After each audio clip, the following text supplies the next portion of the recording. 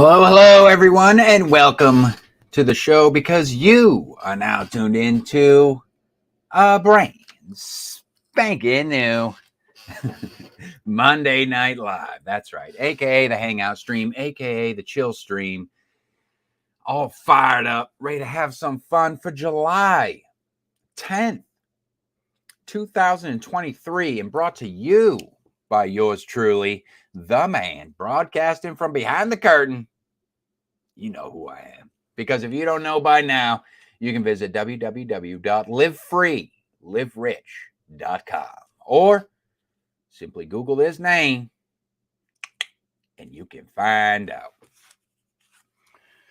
See what's going on for tonight. What do I got lined up for tonight? Tonight, I don't know how long tonight's show is going to be. It was kind of difficult to gauge, but we'll see. We'll see. Tonight I have some flash fiction for reading time. I have a serious, why so serious? I have a serious subject that I'd like to shed some light on during tonight's hot topic discussion. But we're also going to have some fun tonight with a brand new heavy metal music-related Booktube video that I'll be responding to. But before I get into all that, I like to take this time and slide right inside my first segment of the night, where I like to shine a spotlight on some books. That's right. That are currently available or coming soon to an online store near you. From the comfort of your couch. From the comfort of your couch comes, courtesy of Brett, shares a quote here: 5 stars, an action yarn with domesticated dinosaurs. It's an Amazon. Let's see what this one's about. Dinosaurs.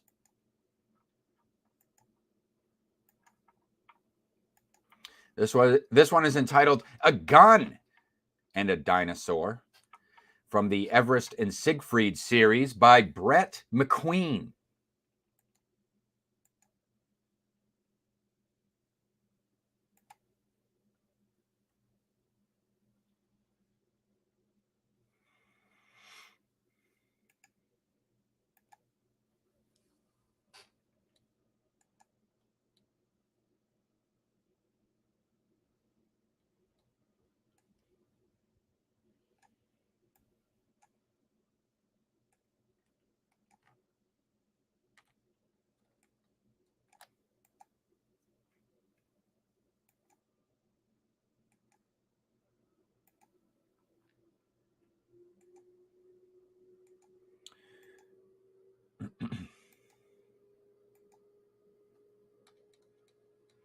All right, there's the book cover. It looks like we got someone brandishing looks like a revolver there, riding a brontosaurus, saddled up.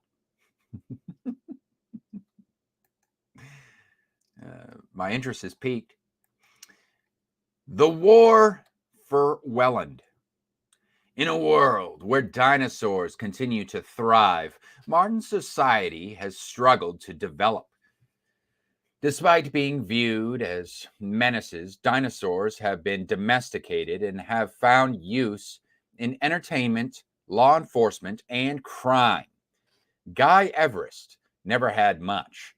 A dinosaur of his own. Guy Everest never had much. A dinosaur of his own, a girl who loved him, and the clothes on his back. And that was all he needed. But after foiling a bank robbery perpetrated by a trio of trigger-happy gangsters, he finds himself on the gang leader's hit list. During a late-night ambush, the gangsters kill his girlfriend and leave him and his dinosaur for dead. They have no clue who they're messing with. Everest and his dinosaur, Siegfried, soon find themselves waging war against a squad of cop-killing lunatics who hold a reign of terror over the town. Despite being outnumbered, outgunned, and out of their minds, nothing short of death will stop their ultra-violent quest to avenge the one person who ever cared about them. Oh, a little revenge story here that includes dinosaurs. 229 pages of action adventure fiction. That's different. I'll give it that much. That is different.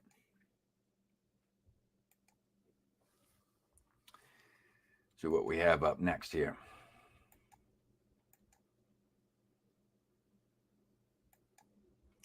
Up next from the Twitter, Simon Fidler, an indie author, just shares a link to his book.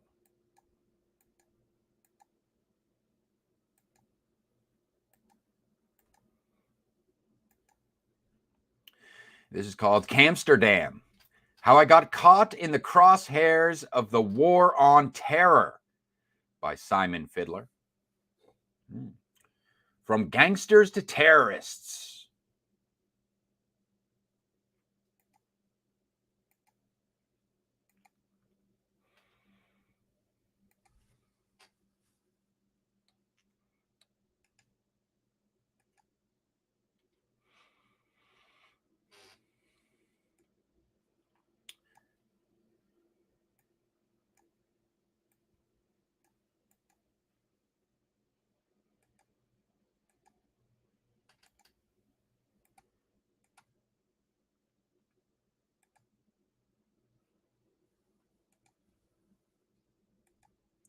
Let's see what we got here. All right, there's a quote here. Starts off, opens up with a little quote here, a little blurb. It says, Simon Fidler's new book, Camsterdam, is a true story thriller. In a world of terrorism, sheer terror, and political finger-pointing, Simon takes you on a journey of hate, truth, power, and ultimate survival. It is a must-read, a sure bestseller. That comes from Dr. Eric Kaplan, 5-time #1 best-selling author. Here's the blurb. I'm a British citizen and former William Hill sports betting advisor. Camsterdam is my true war on terror story that is a shocking account of international spy games, dirty tricks, and an eyewitness report from someone who spent over 15 years in the crosshairs of the war on terror. After making a joke at a bar about a UK politician, I suddenly became a target for counter-terror cops and ex-Mossad agents. First, I was detained under Schedule 7 counter-terror laws and framed as being involved in a bomb plot before I was then entrapped in setups around the globe, tailed on the city streets, and finally interrogated by a team of agents I have dubbed as clowns. This story is fast-paced, has jokes, and includes links to articles and YouTube videos. Oh, definitely getting some kind of a conspiracy, might pique the interest of the conspiracy theory crowd here. Let's see, 184 pages, terrorism, intelligence, and espionage.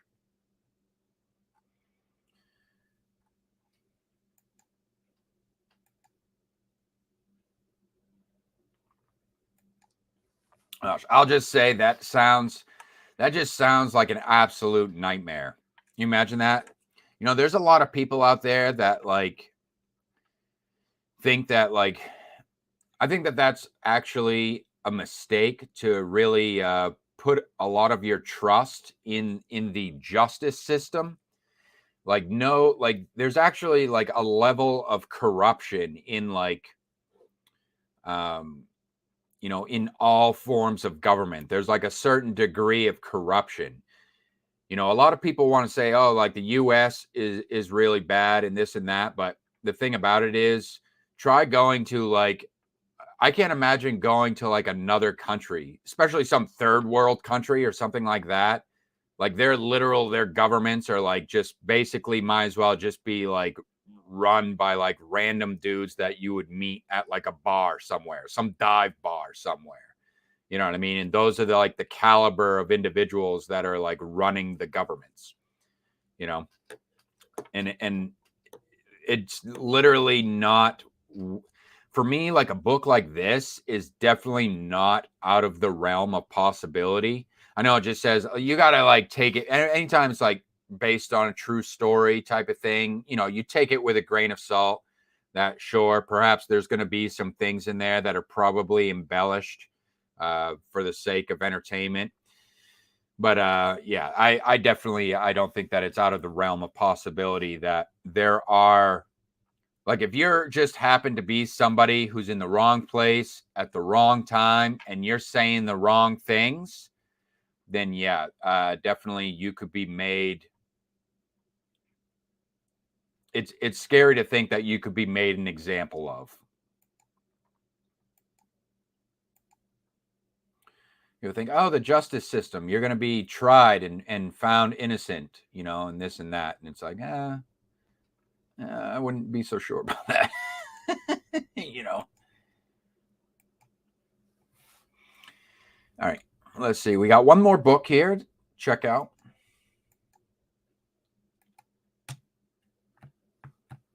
From author Paul Smith. He says, if you read Still Alice, you will love I Wish I Could Forget by Paul Smith. The unforgettable life story of Seth the nurse. Perhaps we're going to end with a little bit of drama here. I wonder, is this another true story? Entitled I Wish I Could Forget by Paul Smith.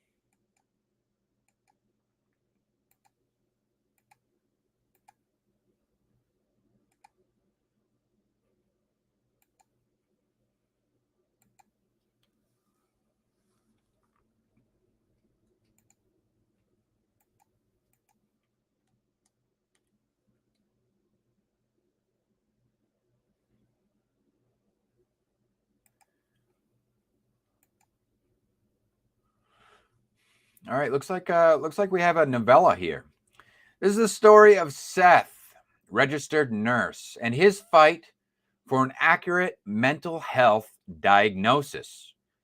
Read through Seth's life and determine for yourself what the cause of Seth's post-traumatic stress disorder is.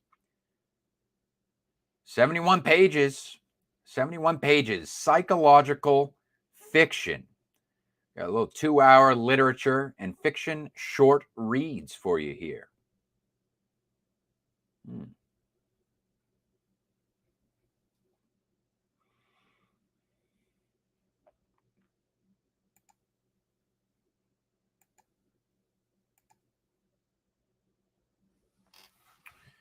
All right, and those are the books. Those are the books for this week.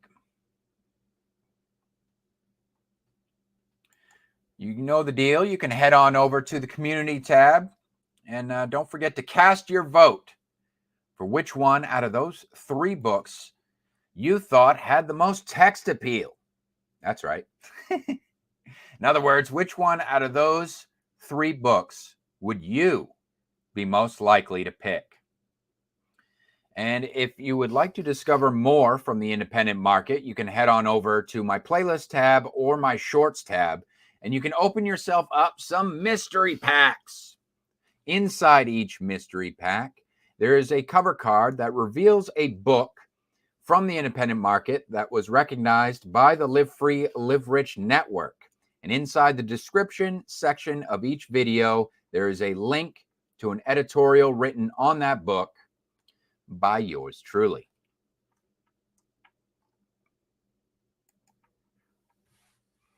Moving right along into the reader's review. The reader's review. No reviews this week.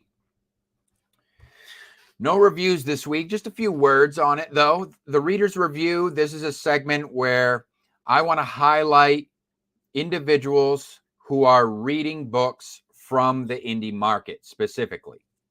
Okay, so if you are a reader and you're taking the time to check out some of these books that would otherwise basically just be obscure, nobody's ever really heard of, perhaps no one's ever really heard of the authors before or anything like that, but you're willing to give these books a chance, you're reading them, but you're not only reading them, but you're actually taking the time to leave a review, which is very important for the authors, okay? And many authors will have no problem telling you that. Now, what doesn't typically happen is the readers getting really any attention for doing so, whereas like, say, for instance, on like Booktube and stuff like that, you may see a lot of readers, they read the popular books, the mainstream type of books, the big name author type books. Why? Because those videos and those reviews will get eyeballs, will get them attention, not just because perhaps it's their favorite author. It may be one of their favorite authors, but because those type of videos and those type of reviews get attention from the fan base of those authors. So for readers, I understand that it's kind of like it's kind of like I call it almost like a labor of love type of thing for me personally. But that's because I'm also an indie author myself. In other words, I contribute to the market with my own works.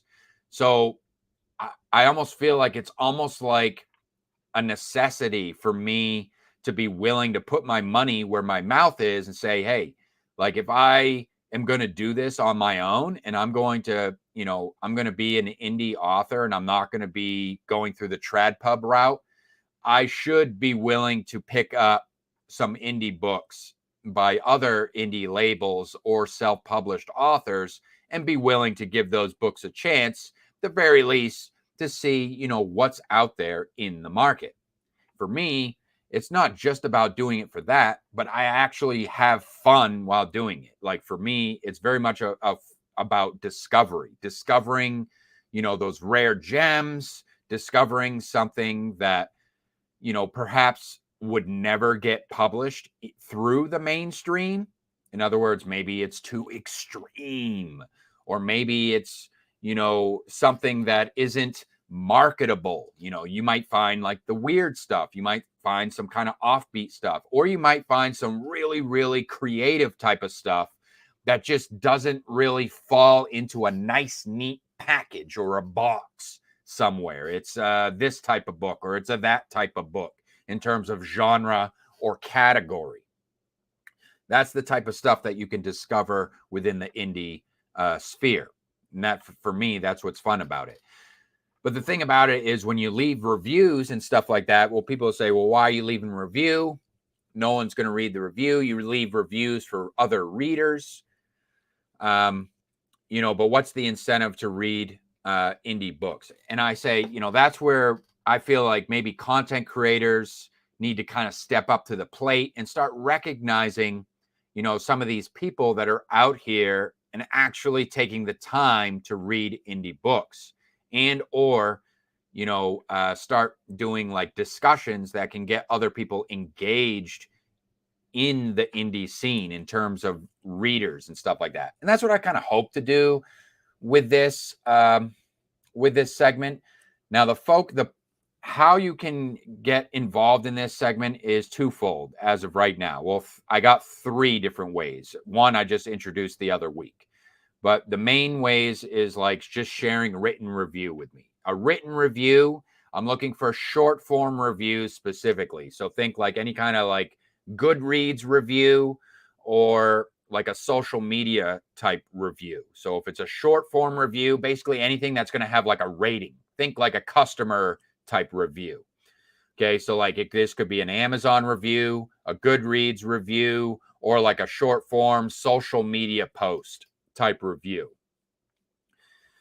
So this can come directly from the reader. So that's what this segment is all about. It's about highlighting the readers, okay? So it's for you guys. You who are taking the time, I want to recognize you guys who are taking the time to read indie books. All right. I think that you guys deserve some attention for taking the time and giving these books a chance, because it's going to be you guys who are going to help shape the indie scene, believe it or not, you know.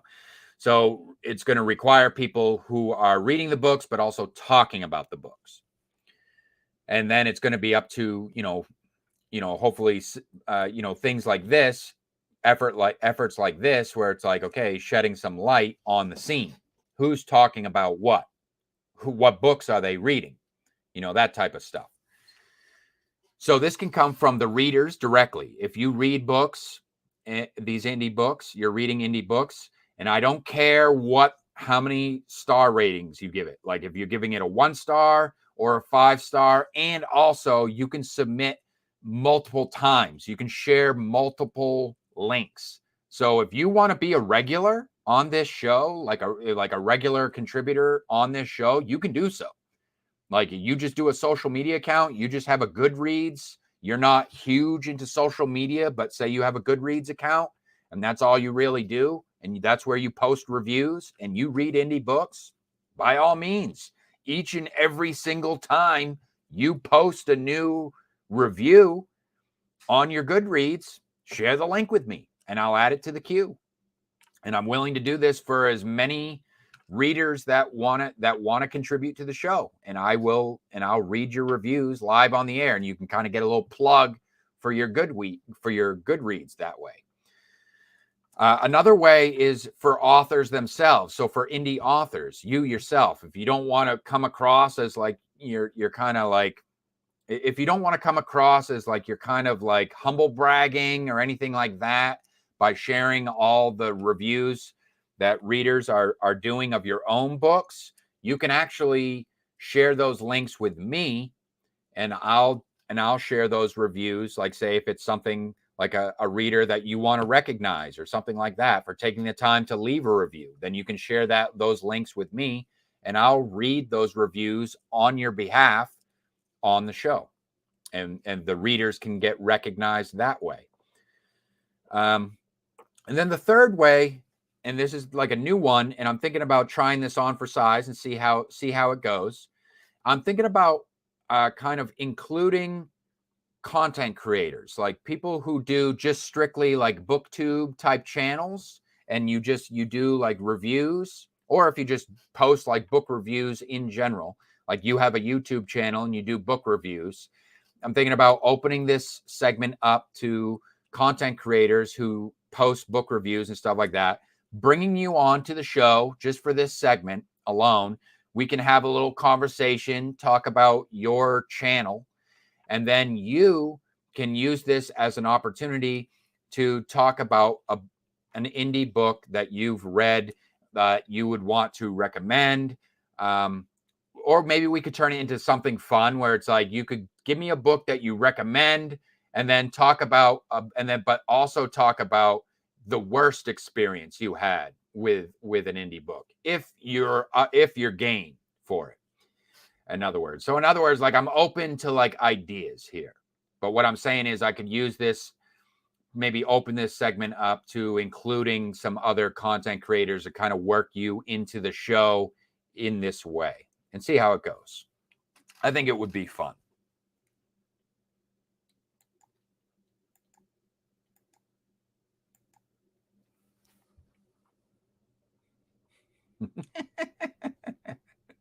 Hey, what's up, Sean? Eating vegan mac and cheese, huh? Vegan mac and cheese. He's got that powdered cheese on it. And of course, some vegan broccoli as well. Hey, you already know the answer to that one. Not too shabby, not too crabby, I have to say. It's going to be a fun, it's going to be a fun night.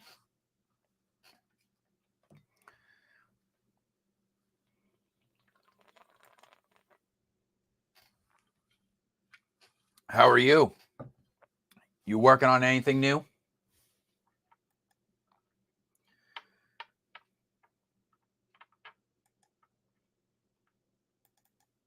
Get set up for the next segment here.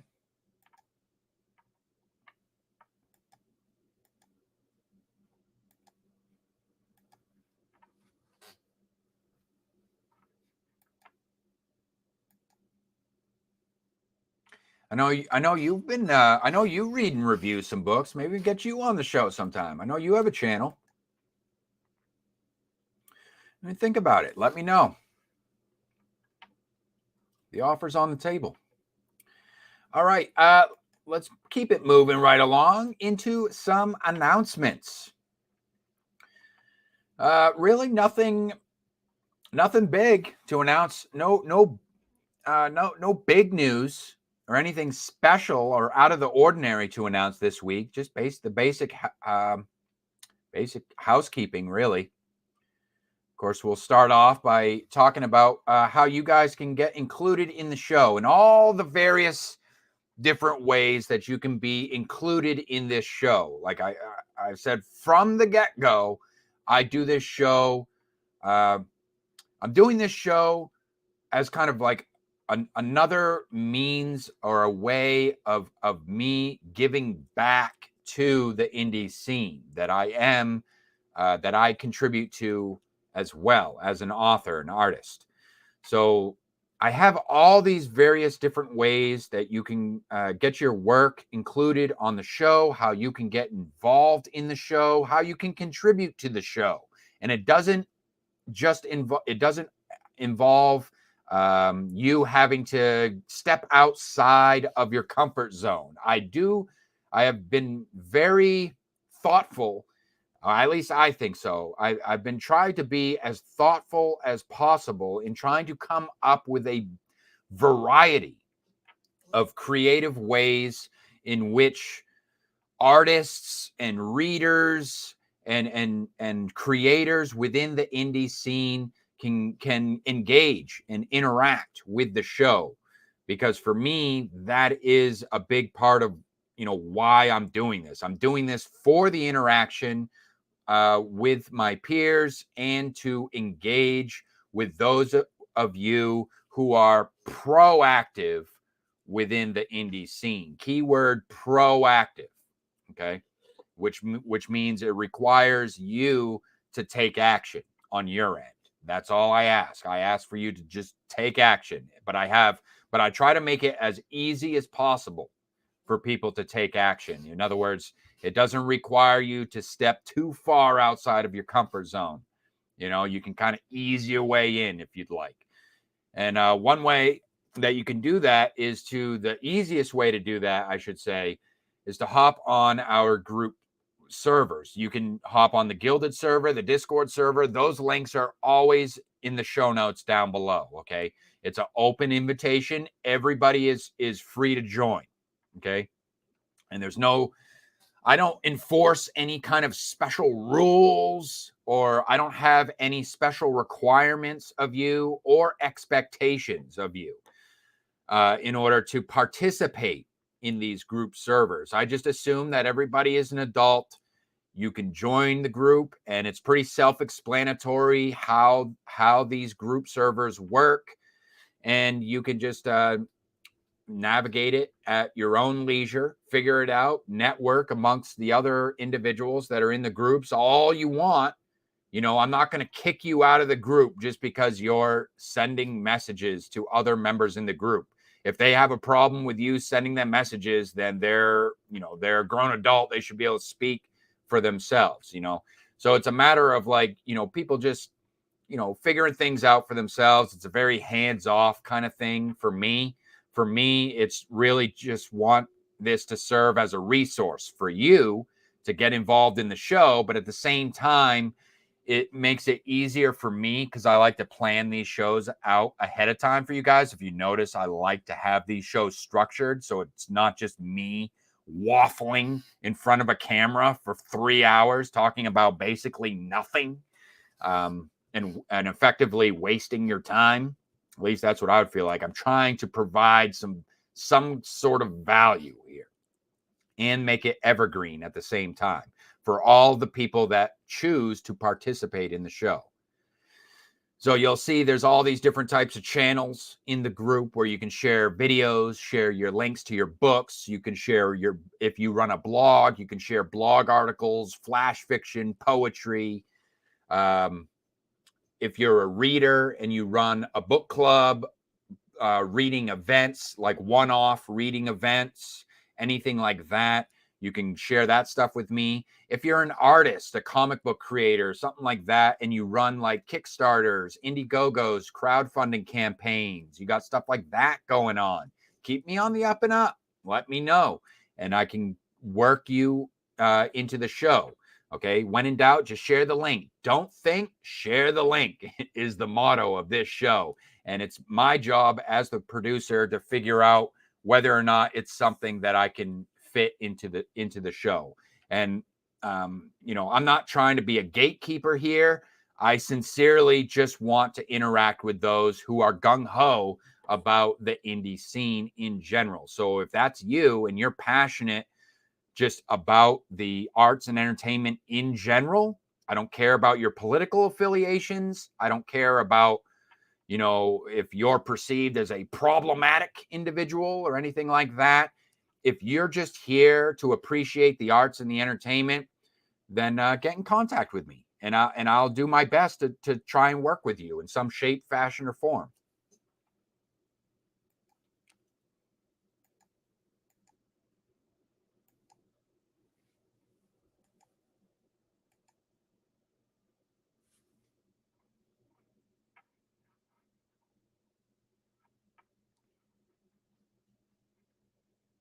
Yeah. If not, join in, and you'll just if you want to. It's up to you, but I mean, it doesn't hurt to join in, and at the very least, you can you can also kind of keep tabs on what other people are sharing too. It's just another one of those, like, where it's like, it acts as like kind of like being able to keep a finger on the pulse of kind of like what's going on, within the scene, at least within this little nook of the indie scene that I kind of got going on right here. But I do the same thing. Like, I join other people's group servers as well. Even if it's, they may not have something that I'm necessarily interested in participating at the moment because of things that I got going on. I still, it's just a means of like a way of like showing, my moral support, if you will, and at the same time serve as another means of discovery for me, and be able to keep my finger on the pulse of kind of what's going on within the scene. Rachel, hey, good to see you. Yes. I hope you're having a fantastic day as well.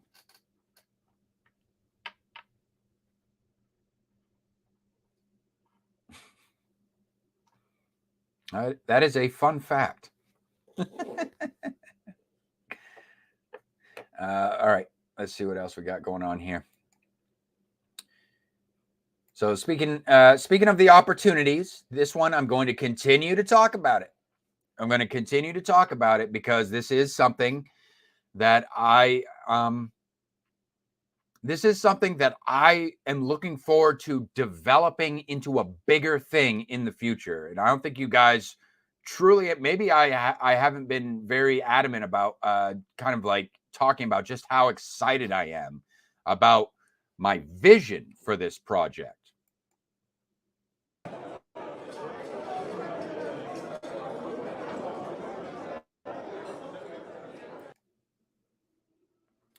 And that is the Storytellers Society. The Storytellers Society is a project. It's a public collaborative project that I launched on the eve of 2022.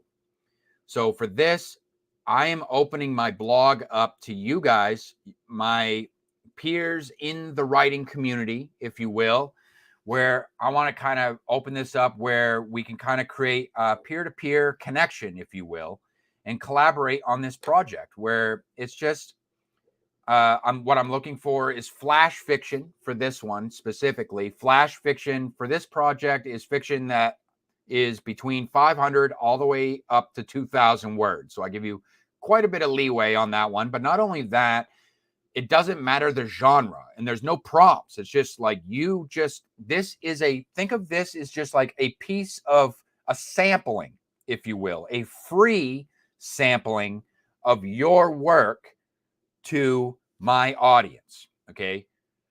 So that's what it is. So think along the terms of like, if you're familiar with blogging, bloggers would do this thing where it's guest posting. So think of it as basically a glorified guest post, but this is specifically for fiction. All right. For authors. Doesn't have to be published authors. This could be also for aspiring authors. You aspiring authors out there, you don't have a website, you don't have a blog, and you've yet to have any of your work published. This could be an opportunity for you to start building a portfolio, start building up your catalog of published work that you can then refer people to and say, hey, I got something published over here.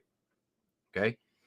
So there's that. This is not a commercial. I want to stress that this is not a commercial project. Okay. This is not an anthology project. This is a public collaborative. So this is not something that I'm making money off of. This is just an opportunity to network with, make a peer-to-peer connection and network with people within the writing community. That's all this is. So for those of you who just appreciate the craft, this is kind of an opportunity. You could submit something. This is a non-exclusive deal, non-exclusive agreement. Excuse me. There's no contracts involved. It's just a non-exclusive agreement. You just agree to the terms of service, kind of similar to like what YouTube does or any kind of other social media platform where you just agree to the terms of service. And all it is you're giving me permission to publish a piece of your work. Okay. That's all it is. And I publish it on my blog free for public viewing. So you'll get the link and all that. And it's free for public viewing from now and indefinitely. It will stay up. And just because you submit something doesn't mean that it's automatically going to be approved. Okay. This is my blog. So just like you're submitting something, this is a representative of my blog, but it's also me kind of acting as like a representative or an ambassador, if you will, for your work. So in other words, once you've submitted something and if approved, then you will effectively book yourself a room at what I've dubbed the Hotel del SS, where all the members of the Storyteller Society stay. And this is something that I continue to market on your behalf on a weekly basis. Oh yeah, one thing I wanted to say. One thing I wanted to say about this, though, in terms of my excitement for this project, like this project isn't going anywhere anytime soon. I haven't had any submissions for this in a while, but it's not going anywhere. Like it's staying on the website. So this is an opportunity that, you can take advantage of at any time, whenever you're ready. So like I say, this could be when you submit something, you could actually submit something that you already have published somewhere else, so long as you own the copyright to it and you have the permission to grant me, you have the right to grant me permission to republish that piece of work on your behalf. So one thing that I've talked about it before early on when I started talking about this project, when I introduced it, but like I do have a vision for this project into the future. And some ideas that I had kicking around was turning this into a web series, like having a little spin-off project where I turn this into a web series, whether it be maybe short film, maybe short film, where I get in contact. Like I said, this is a networking thing. So I want to get to know, this is an opportunity for me, I feel like, to kind of get to know some of you guys who are in the writing community, like saying I leave a door open, literally, in this instance. I leave a door open for you guys to come in, step in, say hello, introduce yourself. You know, we can kind of get to know one another through this little exchange here. And then down the road, when I'm ready to kind of take this thing and kind of turn it into a bigger thing, you know, my vision is like, hey, maybe I create a web series that's kind of a spin-off from this. And I'm going to get in contact with some of the folks that took the time to kind of network with me and connect with me through this project. And maybe we can talk about maybe getting a piece of your work adapted into like a short film or something like that. Or I turn it into like a web series, like a storytelling type of web series thing. And then I also am networking with some artists. So there's like some visual aspect to it. You know what I'm saying? Like kind of collaborate, like bring people together. You know what I mean? And start working on like big things that are going to kind of grab, you know, people's attention.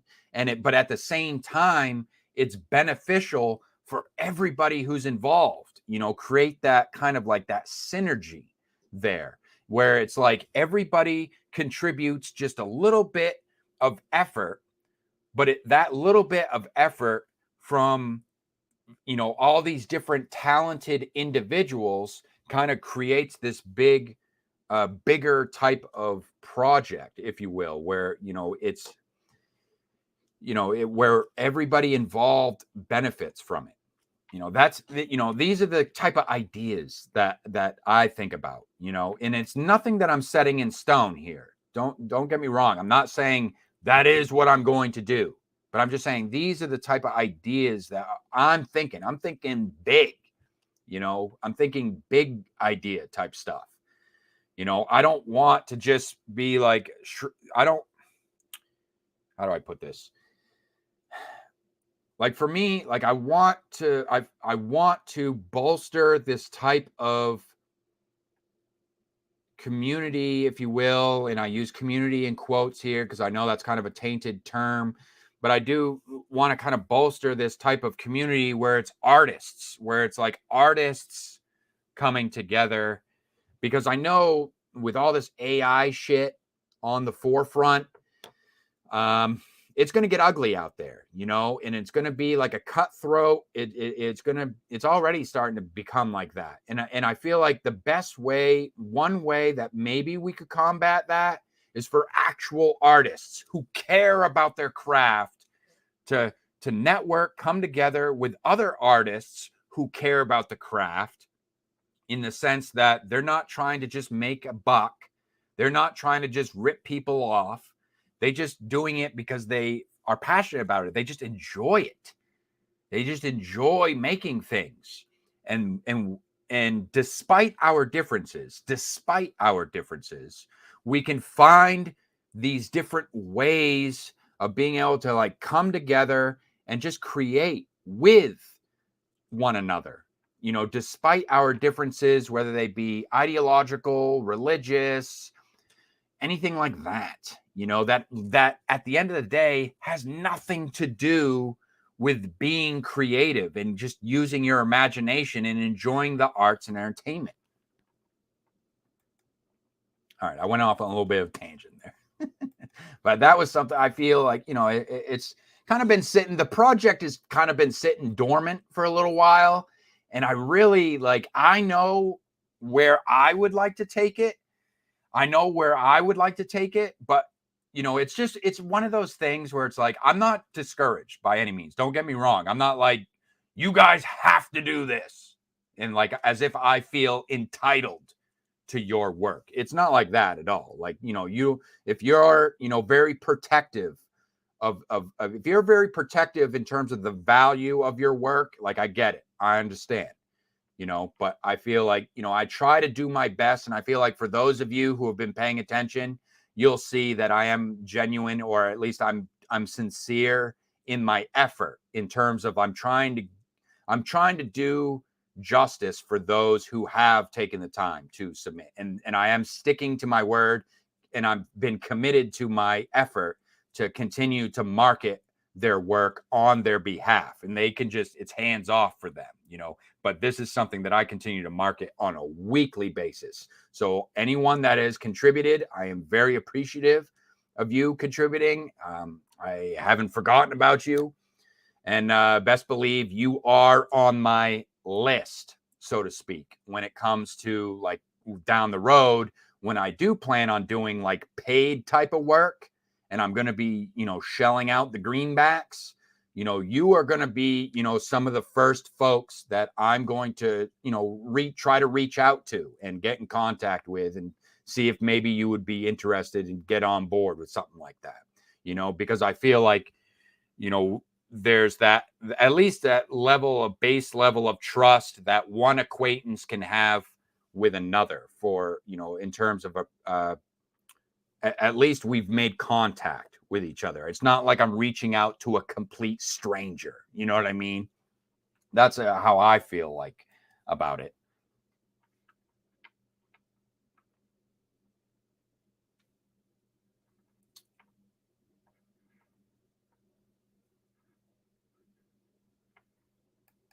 Oh, I'd appreciate that.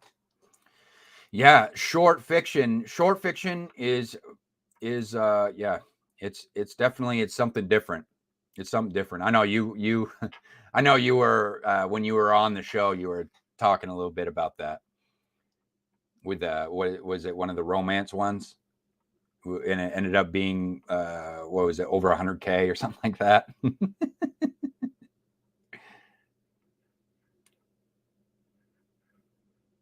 You too, Sean? You too? Said my shortest 85,000 words. See, I'm kind of like I've kind of slowly but surely, I'm like an ambassador for short form fiction. I love short form fiction. It's my slowly but surely becoming my bread and butter, if you will. I actually am aiming, like me, career wise, I'm actually aiming to specialize in the short format fiction. For various reasons. But there's actually more than one short form fiction. There's the really short stuff that people call drabbles. I don't know if you guys have heard of those drabbles, where that's like, it's more of an exercise than it is. It's not something that people typically publish in fiction. Like drabbles are the fiction that is precisely 100 words. It's a story that is precisely 100 words. So it's more of one of those like gimmicky, more for like an academic setting, or just for fun, for like a Facebook group type thing or something like that, where it's like people try to come up with a precisely 100 word story for a particular prompt, or they'll use a word or something like that. Like for instance, write me a 100 word drabble about veganism, Sean. That would be, a prompt. And then you would have to write a story that's precisely 100 words. It's more of a writing exercise to practice like brevity and stuff like that, really, is all it is. But then you have flash fiction, which would be the next step up, flash fiction. And then you get into actual, like the short story. And then I go from short story directly into novellas. So from short story, you go directly into novellas. Some people say there's this thing called novelettes. I don't know. I think that's splitting hairs, to be honest, because I'm thinking about like, what's the function of a novelette? Isn't a novelette really just a long short story or a short novella? In other words, like, what's the function? There's an actual, like, what I mean by that is like, there's an actual function for each one of these formats. So like a drabble has a function, we just talked about. It's a writing exercise for practicing brevity and word choice. Then you have flash fiction, which the function of flash fiction is for publications. Most magazines, newspapers, or any kind of like anthology projects, they ask for flash fiction. You know, it's the fiction that, you know, fits best. It's like an actual category of fiction that fits best for those type of projects. And then you get into the short form, the short story. The short story can actually be a standalone thing. The short story is like, you know, typically it could be just barely longer than a piece of flash fiction, or it could be like upwards of like the hour long. You know, it's a 45-minute, hour long type story. It's a sit down and read. Think of it as like a sit down and read in one sitting type of story, but it's nice. It's full. If you got like 1 hour of time, that's what I'm aiming for with my short stories. I find the sweet spot is around 10,000 words.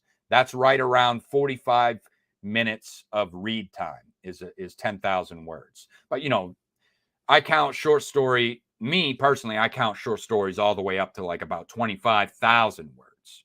So from anywhere from like, you know, over, you know, 2,000 to 25,000. And then you get right into the novellas. Now, the novellas, that's where you start getting into, okay, that's basically where you start taking the shape of a novel. The novella is not really much different than the novel, except in length.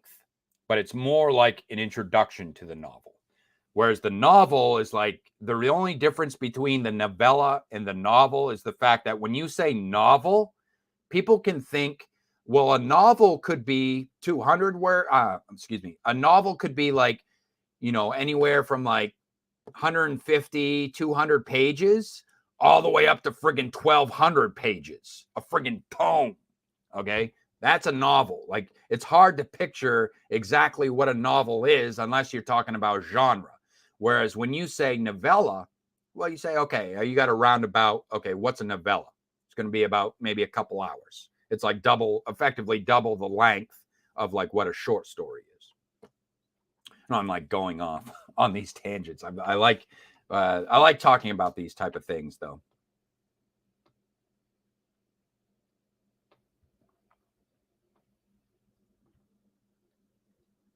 It can be, yeah.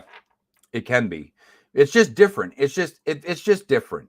That's all it is. It's not, you know, it's like it depends what you practice. You know, for me, I think writing a novel it would be extremely difficult because I've been so focused on short form fiction. Like I just understand what my aim is. Like what is the function of the short form. So like that is what I'm trying to specialize in. So for me, I'd be out of my element if I'm going to sit down and try to do a novel.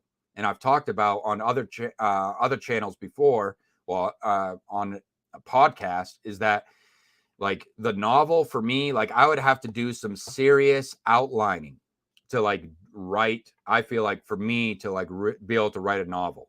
I do have some novel ideas, but they're tucked away safely in my little creative notebook, my 3-ring binder, if you will, never to see the light of day until I think I'm pretty much ready to hit publish on that piece of work, which I don't know how long that would take.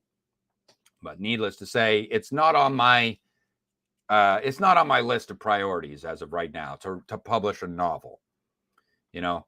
Because for me, it's going to be my it's going to be my debut novel. And everybody knows how sweet and juicy that to say debut novel, right?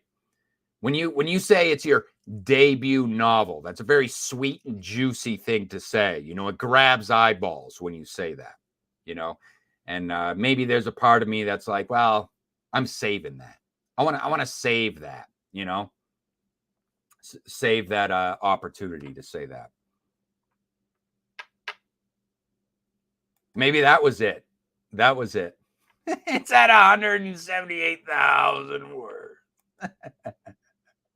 Very nice.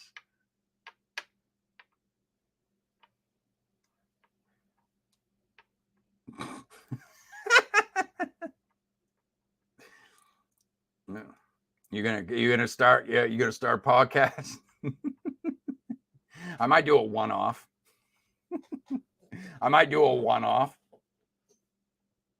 Come up with an idea, pitch it to me.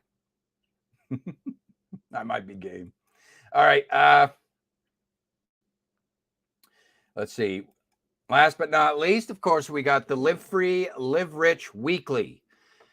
You can head on over to www.livefreeliverich.com. Right on the homepage there, you can see the sign up. You can subscribe to my weekly newsletter where I send out exactly one newsletter every week where I will share with you guys all the pertinent links for the previous week.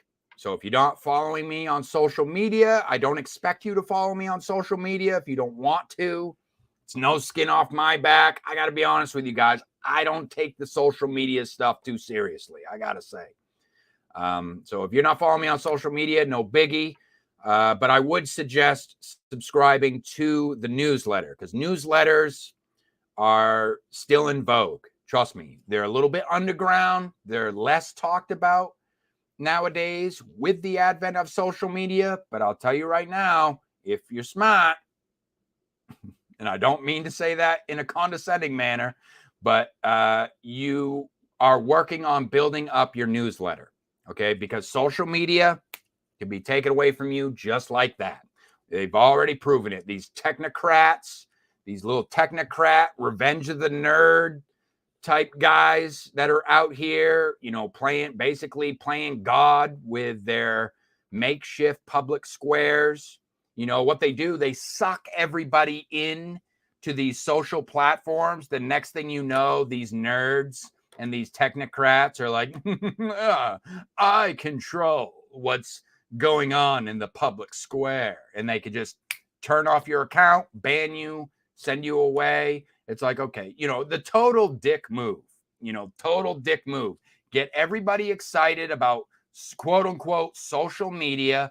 Get everybody involved in your platform to the point where like literally no one goes outside and touches grass anymore. Everybody just stays home. Everybody just logs into social media to get their news, talk to their quote unquote friends and all that shit. And that's it. That's all people do. All people's social lives, because the social aspect of it is very misleading. Don't be fooled. The whole thing about social media, the social part of it, very misleading. Not, and I'm not going to go off on another tangent, but you catch my drift. So that's what they do. They suck everybody in. And then at that point, they got you by the short and curlies. All right. The short and curlies. You know what I'm talking about.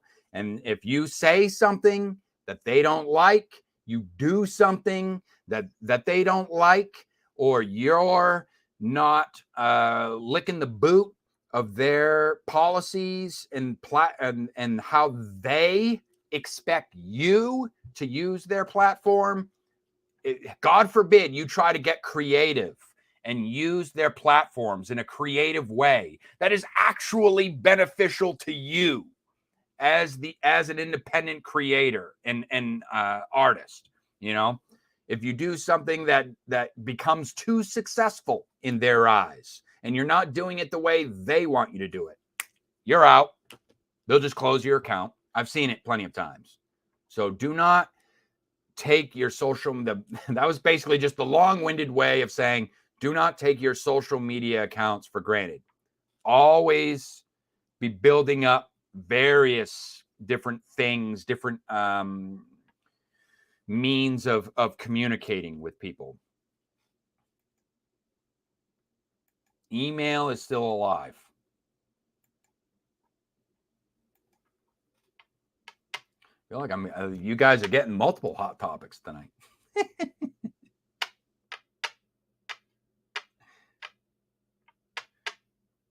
You didn't hijack the show. You're good. I enjoy the banter. I enjoy when I'm not the only one bantering.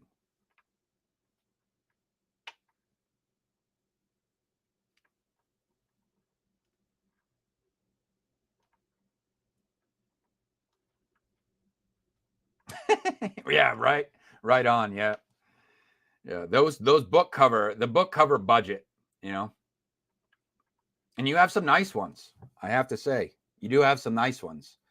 But in terms of budget, yeah, if you're not if you're not, you know, got a whole hell of a lot of like graphic design skills or illustrator, you're not like an illustrator or something like that. Book covers get pretty pricey, especially if you want to have some damn integrity and you're not going to go, you know, try to like cheese some, you know, AI generated image and try to pass it off as your own, you know. Kudos to that. I would much rather, and I've said this before, if you look at some of the previous episodes, the earlier episodes of this podcast, you'll see where I've covered some books. I've covered a whole range in terms of whatever people would perceive as quality, okay? But I'll tell you this right now. I would rather see book covers that look like they were hand drawn, you know, hand drawn by somebody that, you know, is an amateur, if you will.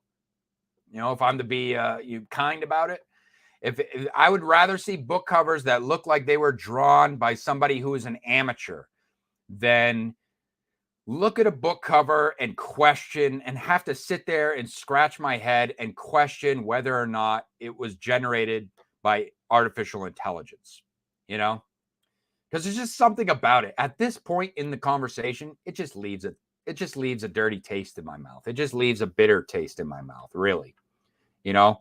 Not to say that I would just like automatically write someone off just because I may assume that it was made, but you best believe I'm going to be taking a peek at that copyright page. And if I don't see an artist, if I don't see accreditation to an artist in there, to a real human being that I can then cross-reference and look up on Google and see that they have a website or they at least have some social media presence, then I'm going to be like, you know, because let me put it to you like this. The underground scene is vast, and the indie scene, there's new creators and artists and authors popping up on the indie scene basically on a daily. And I don't need to be wasting my time with people who aren't taking the craft seriously as far as that goes. Now, some people may say, well, if you don't hire an artist, I don't put that in the same category as the people who say, if you don't buy an artist to create a book cover for you, then you aren't taking your craft seriously. But no. Okay, that's something different. We're talking about, you know, we're talking about the product at that point, which has nothing, which is only a part of we're talking about the product as a whole. Just because the author doesn't want to hire an artist to create this magnificent book cover, or maybe they don't have the budget to do so, I'm not automatically going to write off their book. They could just have a simple universal book cover. Amazon supplies for instance, Amazon supplies a bunch of universal type of book covers that you can customize or whatever. I've read books like that. That's not a problem for me. And in fact, I do not attribute that to the quality of the content within the book.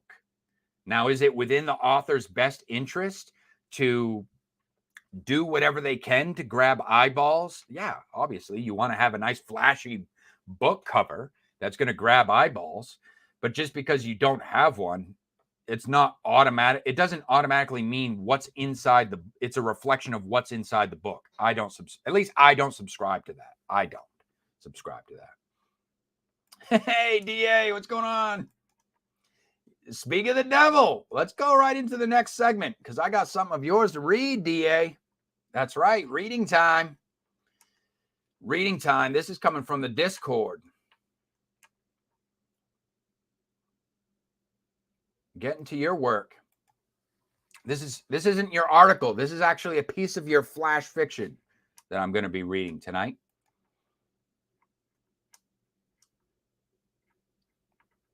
This one entitled The Queen Funeral by D.A. Bell via his blog, dabellwrites-fiction.writeas.com.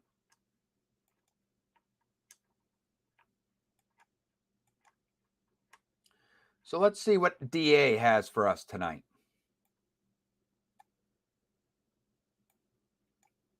Been patiently waiting for me to get to this one.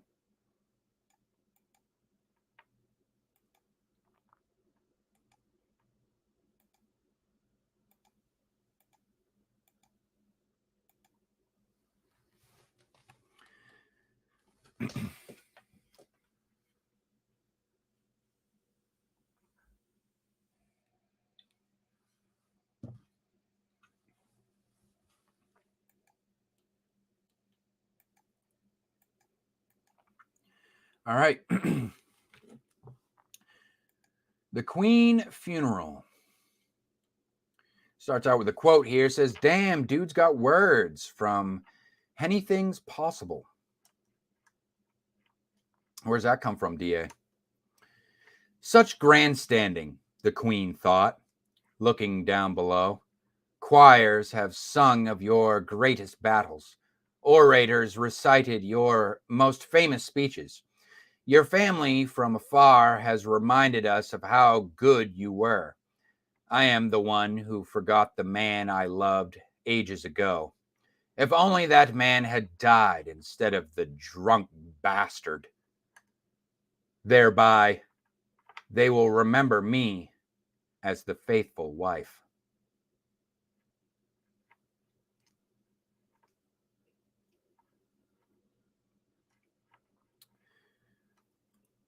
That quote, yeah, where did that quote come from?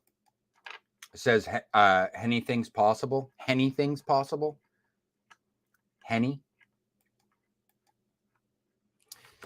They had dressed the Queen in a purple dress covering her whole body, gloves, and a veil over her face, all in an attempt to hide her cadaverous appearance. The poison that took her husband is slowly killing her. It is a well-guarded secret only known by the late king's most trusted companions. Everyone else thinks she's wearing the color of mourning. Talking became tiresome, and her hands lost the strength to write days ago. Living depends on servants and a wheelchair, spending all the time in her mind. She hopes her turn comes soon, too. Sitting high on the balcony, between all the advisors and family members, the Queen can only look at the golden coffin. A short, portly man with a thinning ring of hair around his head turns to her. She didn't know he did. He is weary and tired, but still smiles, one that is amiable, withal mournful. He is Joan. Is that John or June? Is Jouhn. June. He managed the late king's finances. Milady, I must say something. Do forgive me if I misspeak about our recently deceased king. I believe it's a portent of our changing times. His passing will ignite a new flame in us all to carry on his vision.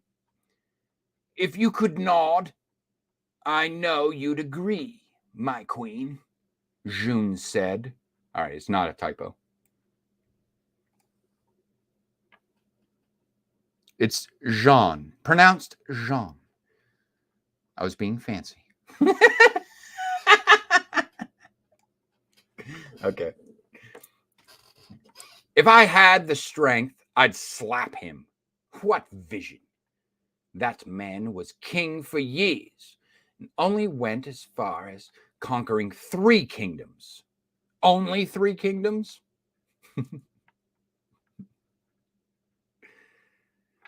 Oh, this does sound like something an uptight queen would say, or be thinking.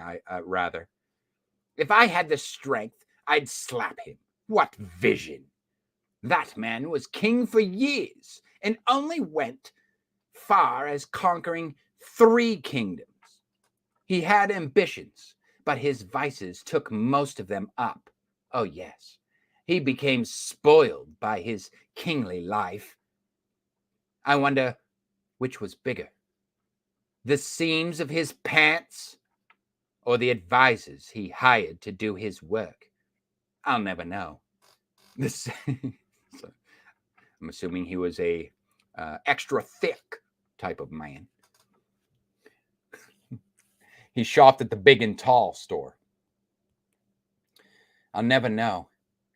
Just as we didn't know the foreign wine was poisonous, and neither did the merchant who bestowed it upon him. Indeed, he enjoyed his privileges to the end. He never declined a bottle as he did. Tired of hearing her thoughts, the Queen's attention goes to the preacher, who wears an extravagant robe. She can't make out the details from high up. She knows it's new, made for this occasion. I wonder, how much did that robe cost? Perhaps more than what half the citizens earn to eat. Stop talking me. No, keep talking. It keeps me entertained in this droll funeral, a disembodied voice said. What? Who's there? If only I could call the guards. Materializing from nowhere is an ebony-haired woman.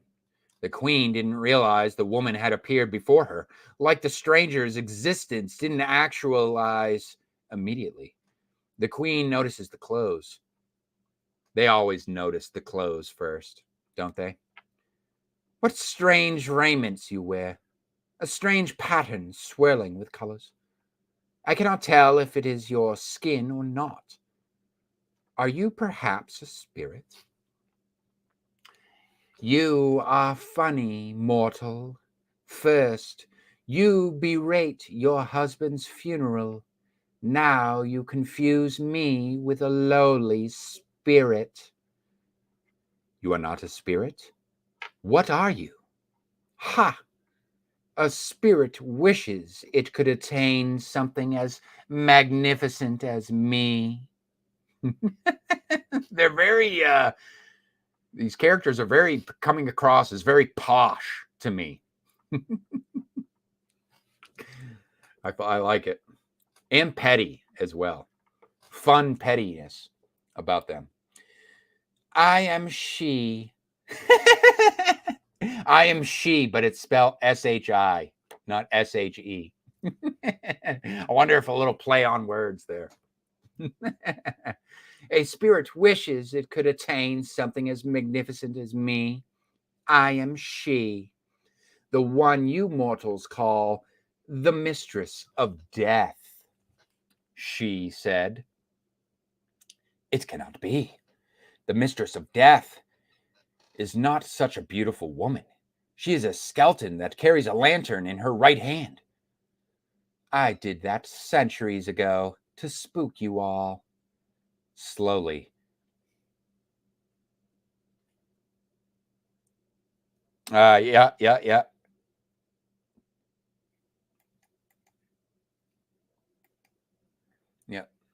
Okay, taken from Shigami, Japanese death god. I gotcha. Slowly did the Queen accept the mistress of death, wife of Yom, god of death, king of the dreaded underworld. She fetches the souls of the deceased for her husband. The Queen gazes into ancient eyes. She tried to fathom the centuries, the millennia, those sapphire eyes of she had seen. It was all too much for her. The feeble woman's mind cannot encapsulate the unimaginable by her mortal mind. But she came to understand one thing. If the mistress of death is before me, worry not. My husband has not foreseen your fate. I will have to ask him if you are to overcome this. After all, only he knows the inner workings of fate. I only guide the dead, she says. I am not to die? I once feared dying. I am only numb to the thought of it. What I am now is worse. I welcome it. Please, mistress, take me with you. I can only take those my husband has told me to take. He's picky about it. When I do, he chides me about the delicate balance of something I forgot. He often tells me I am too kind. Now, back to your unbridled emotions. Pray tell, mortal queen, why do you hate this funeral? She asks. It must be because you are before me, for I have told no one my true feelings. Very well, I shall tell you, mistress. He swept me from my home with promises of a kingdom I dreamt of as a girl. When I got here, he made good on his promises. For that day, oh, that wonderful day, I shall never forget it. How exotic it all was. Jesters performed tricks I've never seen, to strange animals being on display. I witnessed the most thrilling sword fights I've ever seen.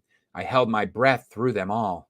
The food, everything paled in taste afterwards. When I am truly despondent, I remember the slice of cake. Not a big slice, just the right size. It makes me smile. Oh, the unforgettable music, wondrous melodies, the songs, the performance calms my nerves when frazzled. The dream continued when he took me to the bedroom. We made such passionate love. The next day I woke up happy. The bliss was over. He wasn't in bed. I found, oh Jesus, that escalated quickly. I found him fucking a maid in the kitchen.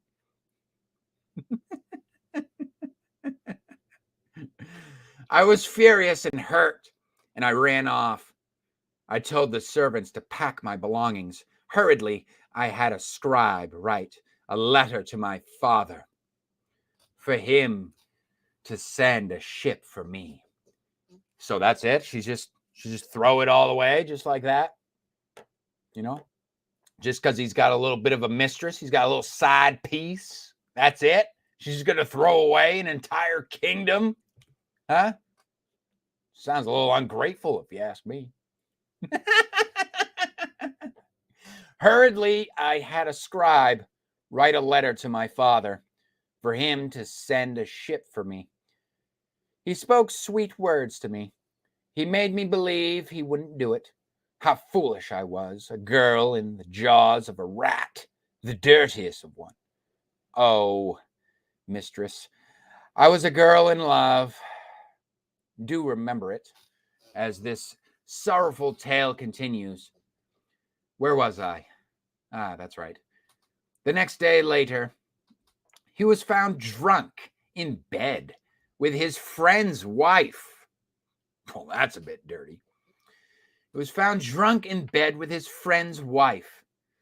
I did it again, and he spoke those words. Soon, it became common to see me running off in tears to pack. How they ridiculed me for it. I didn't care. I loved that man back then, like a maiden in a romance tale.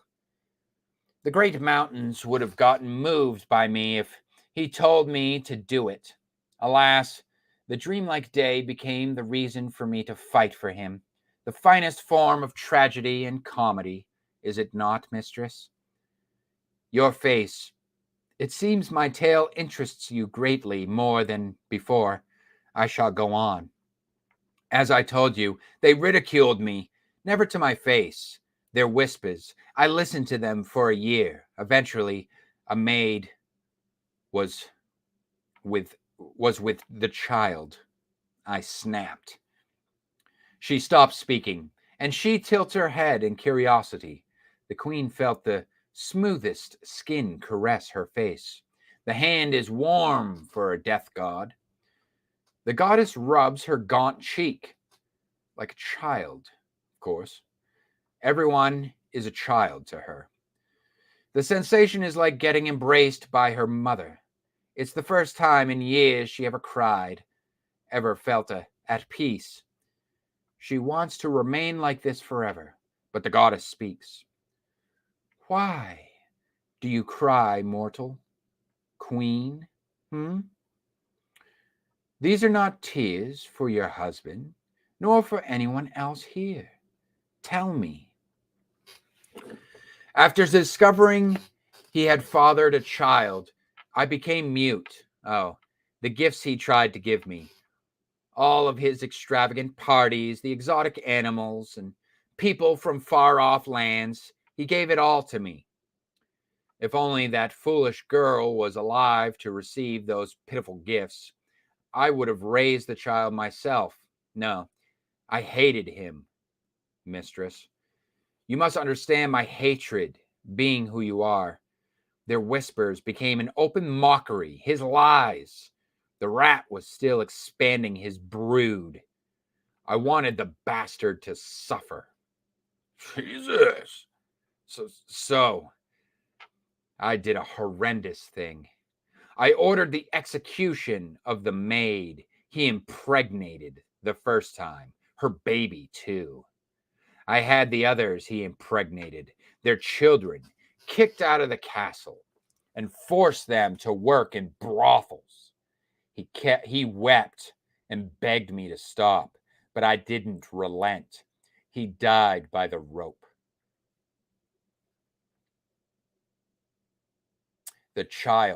He died by the rope. The child smothered. The others, many of them, didn't survive long in the harsh streets. The mockery became silent. She caresses the queen's cheek while she recounts her past. The dying woman almost believes the strange action is out of pity until remembering who is doing it. Staring into the eyes of the goddess is like the final judgment. She couldn't hide her emotions. She kisses her forehead and disappears. John and her son stood before her. Were they there the whole time? She thought about their worried expression. There are servants and guards waiting. When John moved out the way, she saw for a brief moment the preacher looking up to them and two other beings. Is that my husband and she? He is waving goodbye. Why? Did he not hate me? Servants block her view. Her son speaks up. Mother, they're here to return you to your room. Attending father's funeral is too much in your weakened state. John ushers the servants this way. They are all dressed in what her husband deemed appropriate for his funeral. Such ridiculous gowns these servants wear. Look too small. You had them dress the guards like they're some toy soldiers. Truly, your ego. Stop it. He has gone to the underworld. What can this hatred do for me now? The servants have just left the queen, giving her water. She is at peace. Strangely, earlier she had her head turned and saw night had fallen. Time has no passage when one is a vegetable, the queen learned. Alone, her thoughts drift back to the mistress and husband, even the maids. She told the mistress of death secrets she had kept to herself for years. I've told you what no one else knows. The king's newfound fidelity became a hallmark of his reign. He played that part. Oh, they would praise our performance and dedication. If they only knew the truth. If only I knew the truth. After giving birth to our son, I didn't see him. I saw the baby who was sentenced to death. The price was far too great. The tears, the snot oozing out of her nose. She pleaded to spare her child, a true mother. Alas, I wasn't me. I was something else. Oh, yes. The others, too. They pleaded at my feet for mercy. Apparently, the queen kind of sounds like she's the mistress of death. She was playing the mistress of death. Almost like there's a little bit of irony wrapped up in here. Yes, others too. They pleaded at my feet for mercy. I often wonder about the face I showed them all. I asked no one, not after all these years. The actor doesn't break character in front of the audience. Our son turns 33 in the coming months. That is how long I've carried the guilt. Every so often, the maid appears while dreaming, pleading. No, she was begging to spare her child. Please, he's innocent. Just a baby, spare him. When waking up from that dream, my son is the first thought on my mind. As he grew up, I thought of that child and how he would be right now. Are you listening, mistress? She appears before the queen like she is coming into existence in the dark. Her skin glows with an aura never seen before. It's silvery, like the light of the moon is radiating from her, more so than earlier. She is exceedingly beautiful. To a mortal like the queen, she looks like a natural force of the universe. The queen wanted to gasp in awe, but her body couldn't do it. No matter how much she wants to express reverence, her frail condition denies her. You have a sharp mind, mortal queen, though I am curious. That balding mortal, he seemed to speak as if you loved your husband. Oh, yes, that. After I had done what I did, my husband replaced the entire castle staff, including the royal advisors. He sent them around the world. Gossip has it he murdered anyone who dared speak of my actions. After which he impregnated me, and we became the perfect royal family. After our firstborn, my husband never touched me again. I like to think, much as I traduced him, the man must have cared for me in his own way. He could have just sent me back home, found another wife, and gone back to his ways. Yet we stayed married for so long. I cannot comprehend why not, even now. I know your story now. Tell me, who was your departed husband? The goddess asked. The goddess says.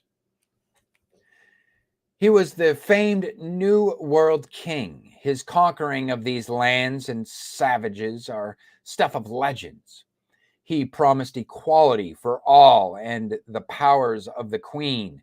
That was how I did what I did. He was a great man ages ago. Our romance remains the topic for poets, griots, and bards.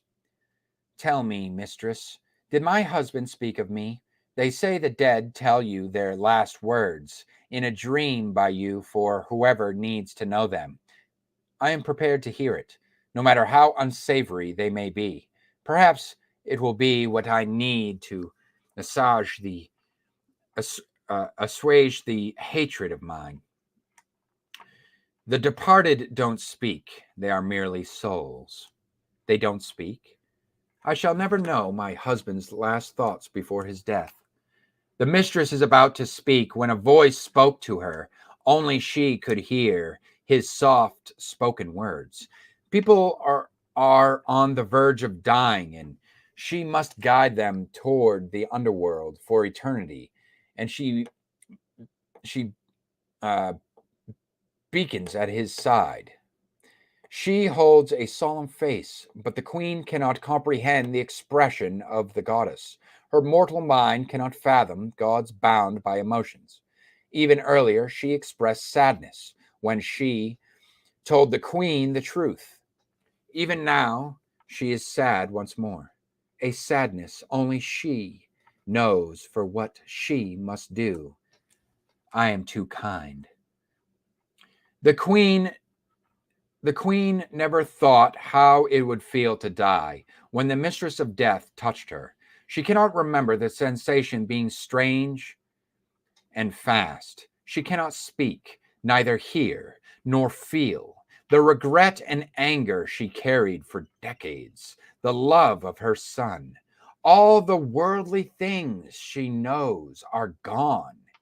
She cannot recall even being alive. She points behind her, and the queen turns to her son. Lucius II crumbled onto the floor. Jean sang something to him. The queen waves goodbye to them. She then took the queen by the hand, and they vanished. I wonder what that last paragraph is meant to mean. I wonder if it's like meant to like show almost like if that last paragraph is almost meant to like I interpret that as like almost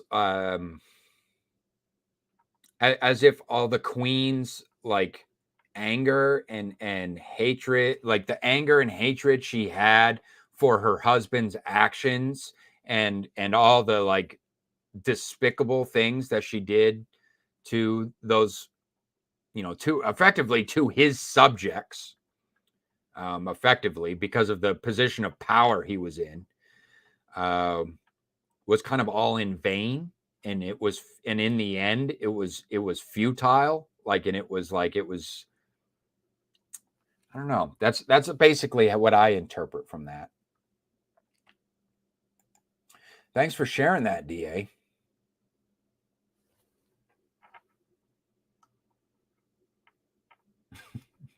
Work on some of those.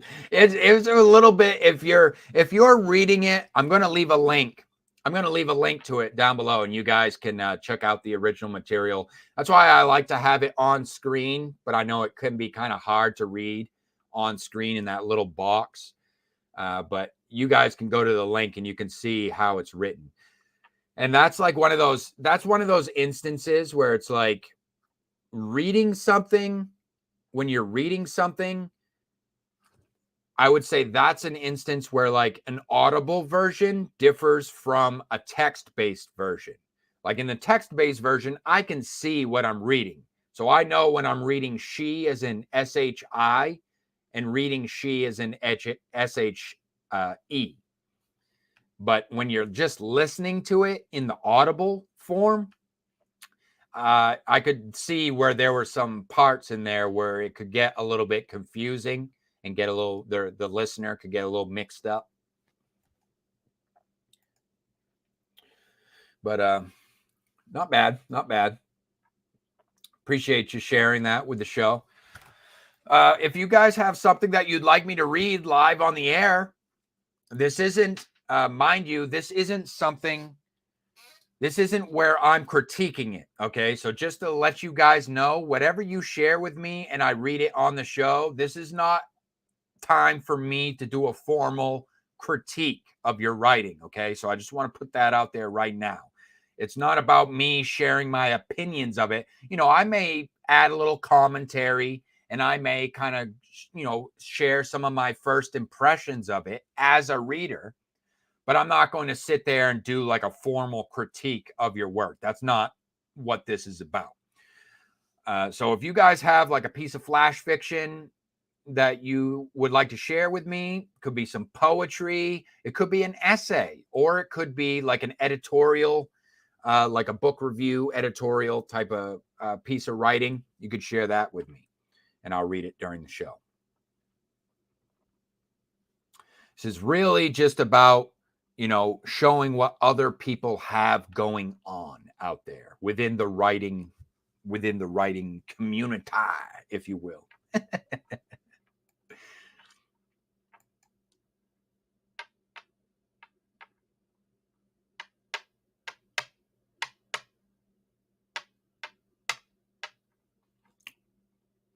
Well, perhaps that's a little bit of a spoiler. I won't put that on screen.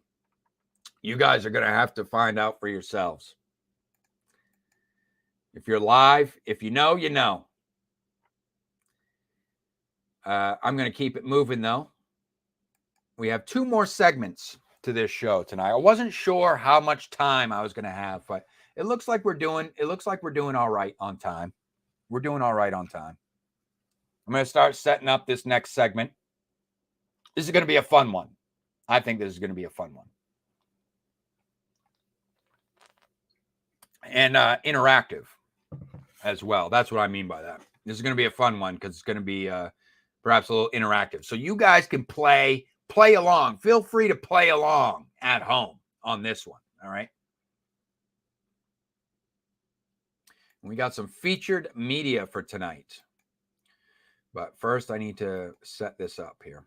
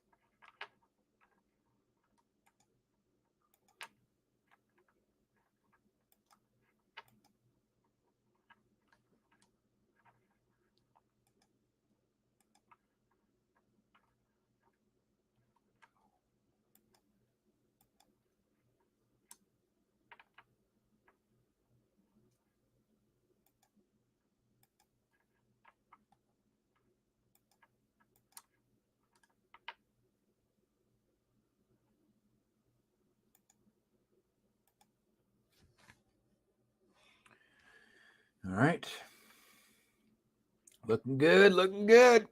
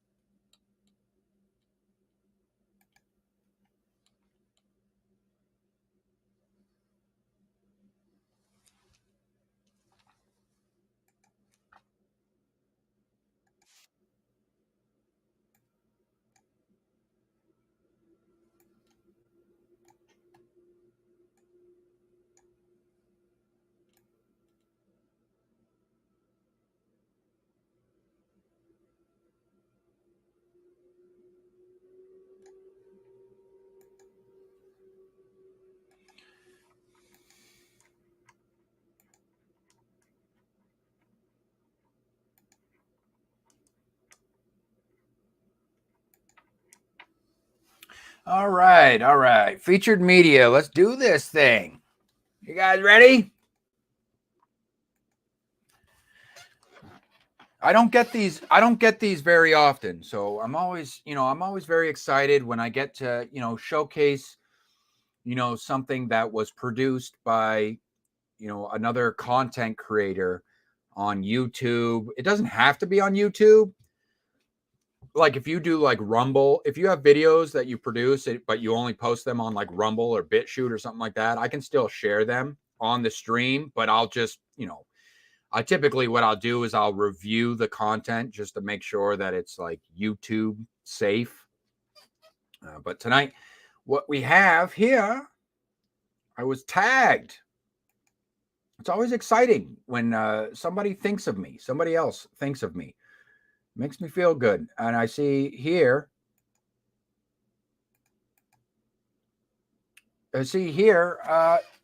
Nicole from Nicole's Bookish Nook. She's no stranger to the channel.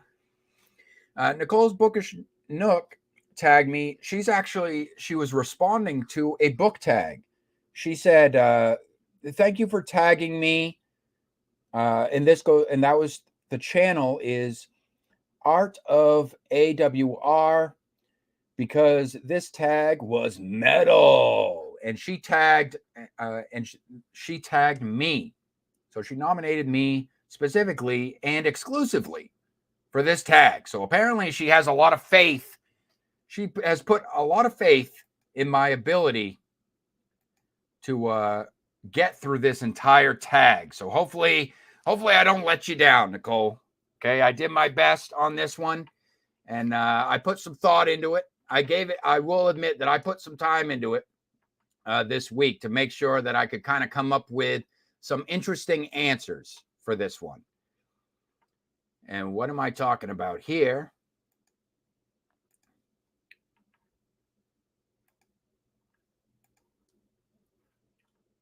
I'm talking about Heavy Metal Book Tag Series 2023. And this is part 1 of what I guess is going to be a series of book tags from the Art of AWR channel.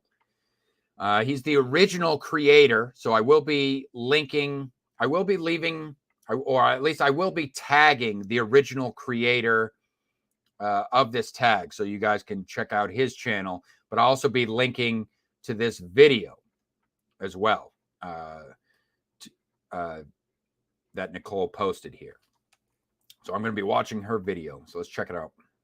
Get into it.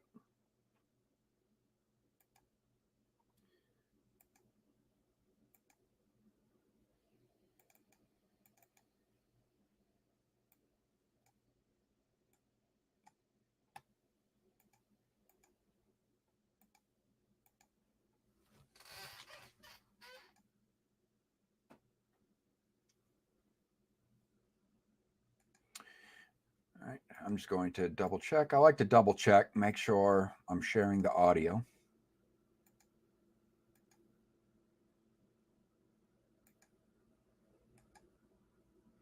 Okay. And without further ado, what's up, Buttercup? Welcome back to my channel. Today's book tag is an original book tag from the friend of the channel, Adam Rodriguez. And he is doing his own metal book tag. The title is Heavy Metal Book Tag Series Part 1, The Band. We're going to focus on the band, obviously. I guess there's going to be multiple parts to this, but of course, because that's what I set up. And really, you can just go on and on and on with music and books, so I'm excited to see the other parts. But we're going to focus on this book tag right here, okay? Number 1, the vocals will liquefy your brain. I want to see that happen. Anyway. that was violent, but I like it. Name a book where you particularly love the narrator's voice or point of view. Also, name one of your favorite singers, and it doesn't have to be metal.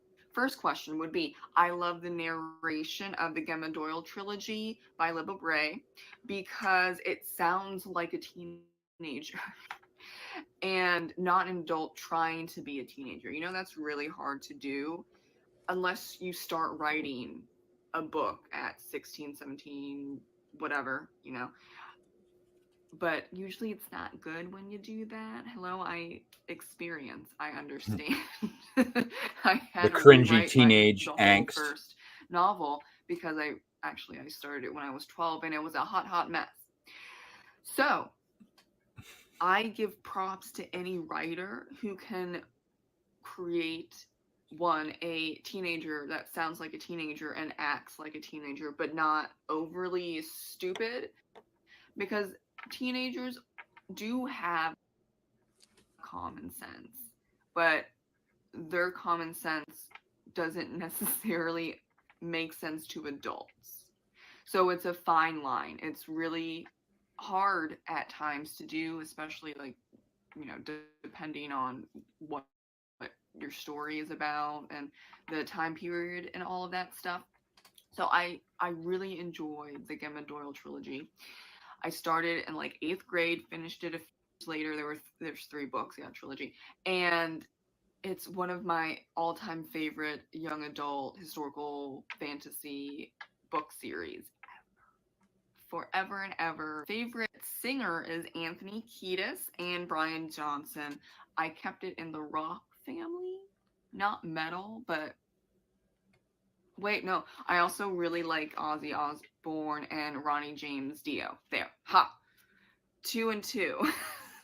I'm still okay. Number 2, the guitars are screaming in the background. Not right. All right, let me pause that. I will say to Adam Rodriguez, I did enjoy this tag. This was quite a creative tag, I have to say. I do like how you found a way to make it so you could almost put how you found a way to make it so the person who is participating in the tag has to come up with, interact and like share different things about music in general. Anyways, I'm going to get to it. So I did write notes, so I come prepared. So number 1 of this tag is name a book where you particularly loved the narrator's voice or point of view. So for me, I'm going to go with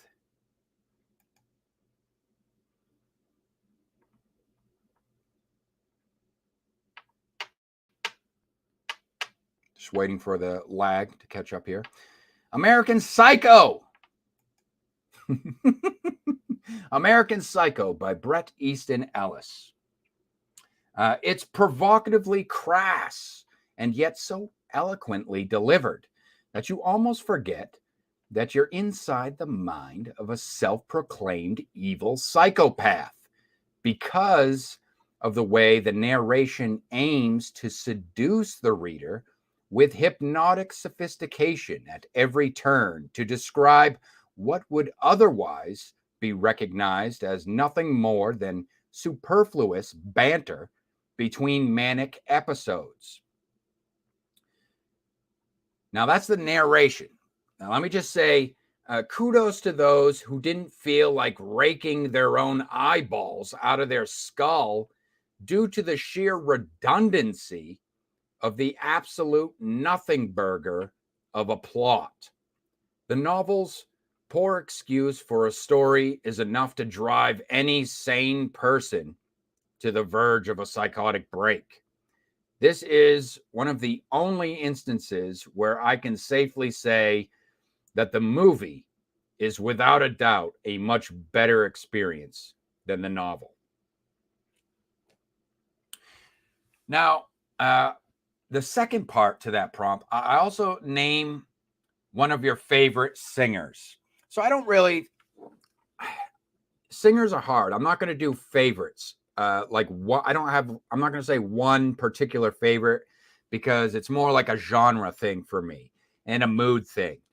But I will say that when it comes to like getting fired up and stuff, I am a sucker for like 80s hair metal.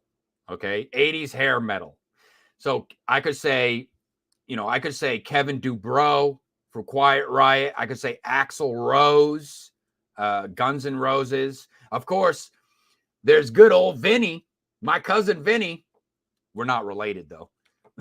Vince Neil, a member of a pretty popular band back in the 80s, 90s called Motley Crue.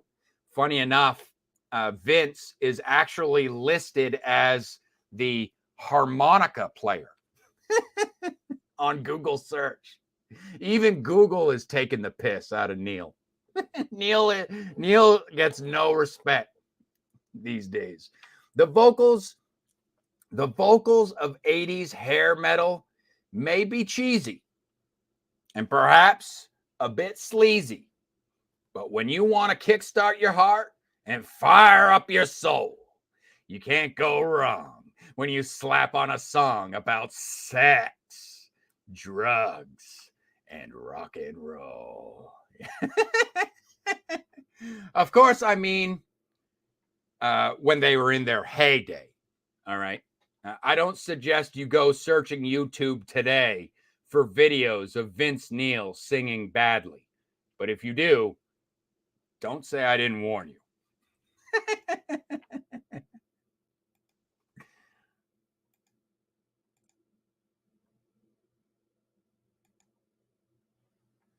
Let's continue.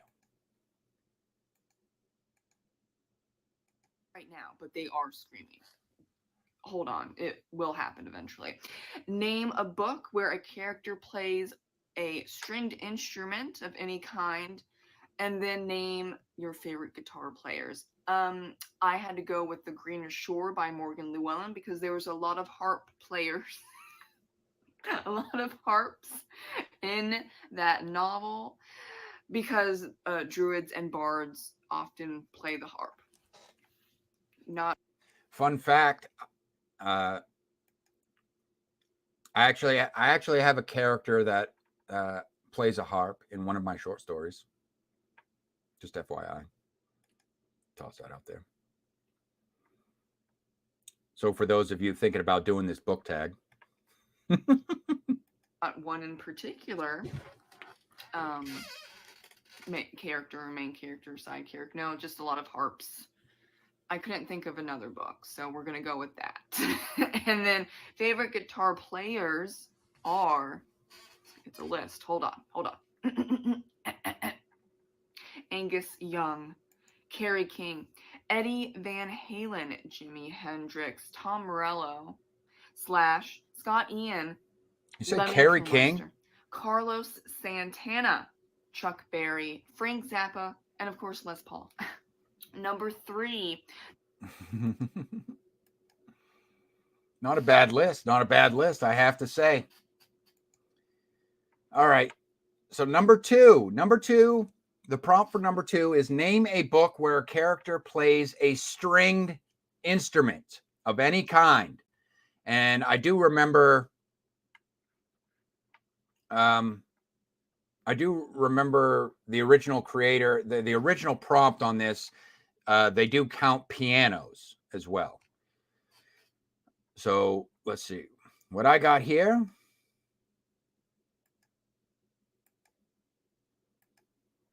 I went with Cormac McCarthy's Blood Meridian. Blood Meridian by Cormac McCarthy, who actually just passed away just recently.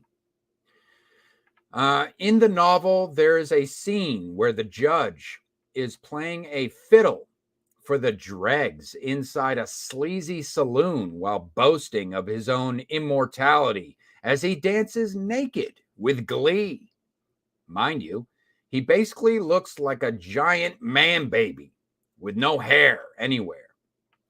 Now I want you to imagine that scene as if it were an MTV music video and you're listening to The Devil Went Down to Georgia. You're welcome. Also, the second part to that prompt, name one of your favorite guitar players. So just like singers, I don't have a favorite lead guitar player because there's too many to choose from. And it also depends on my mood as well as the genre of metal that I'm vibing with. But if you're going to twist my arm, then I believe most people would agree with me that the following goes without saying, but I think Kirk Hammett knows a thing or two about playing a 6-string.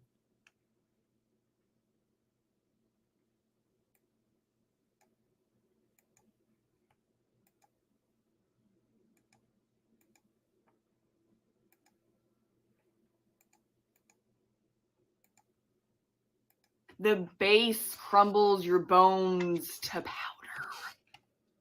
Name a book or character that you associate with literal or figurative concussive force, explosions, destruction, storms, etc.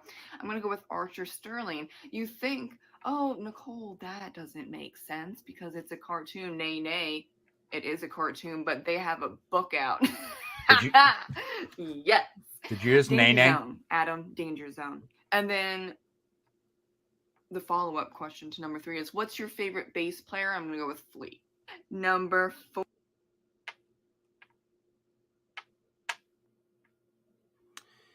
All right.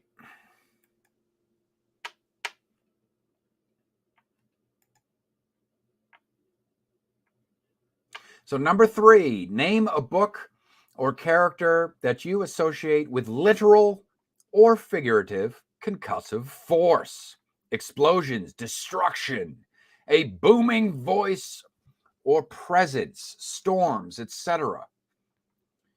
All right, a book or character. So a book or character. I went with a book. And I'm actually going to go with an indie book. Use this as an opportunity to, shout out an indie author, an indie work.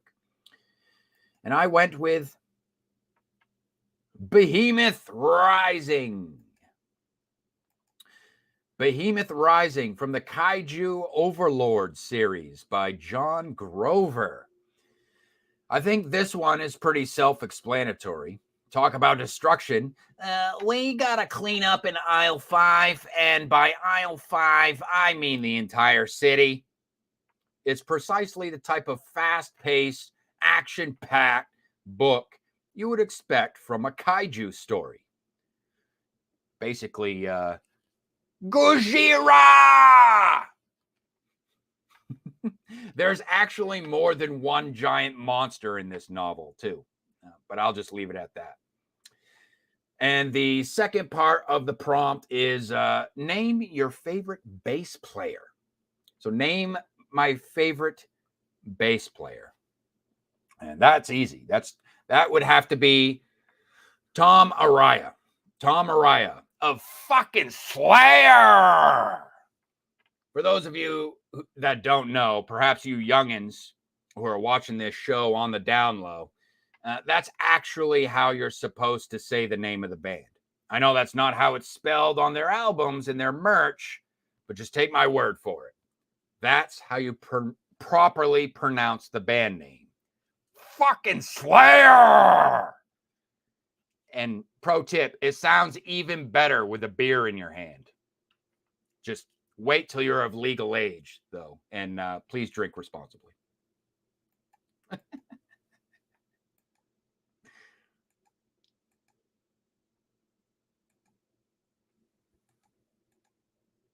Or the drums shall just shake your soul to smithereens.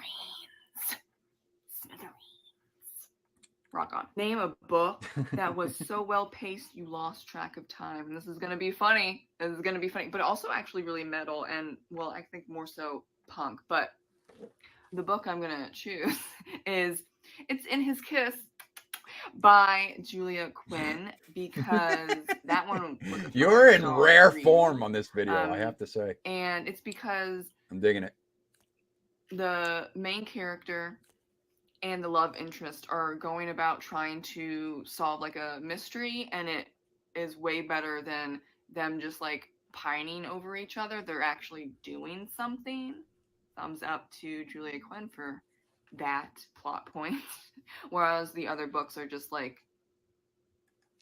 they're doing stuff, but it's focused on marriage and honor and blah blah blah.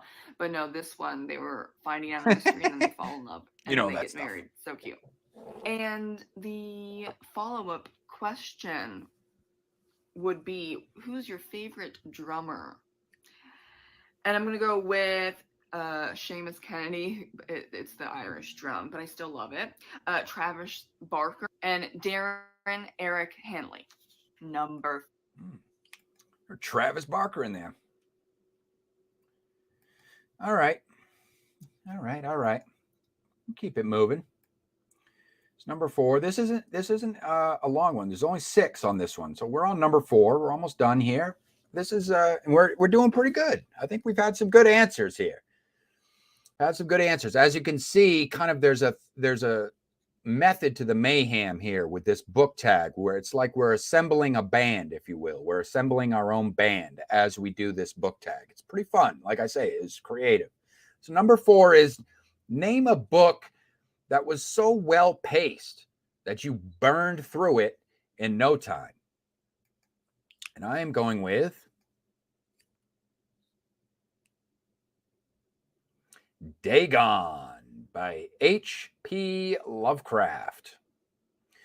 Dagon by H.P. Lovecraft, for one, it's a short story, so it doesn't take long to get through. But beyond that, I think it's one of the greatest examples of how to write compelling short form fiction. There's brevity, but rich imagery through choice words, not the quantity of words, through very choice words. So one swift discovery after another, building up layer upon layer of curiosity that ultimately leads the reader to a startling, albeit satisfying, revelation as they simultaneously thank their lucky stars that they weren't standing in the protagonist's shoes, because the ensuing madness alone would probably be too much to bear. And the second part of this prompt is name your favorite drummer. So one drummer for me, one drummer that stands out to me as an anomaly in terms of talent, skill, and stage presence is Frost from the Norwegian black metal band Satyricon. But he also played for other Norwegian bands like Gorgoroth and 1349. So for those of you who like a little bit more extreme side of metal.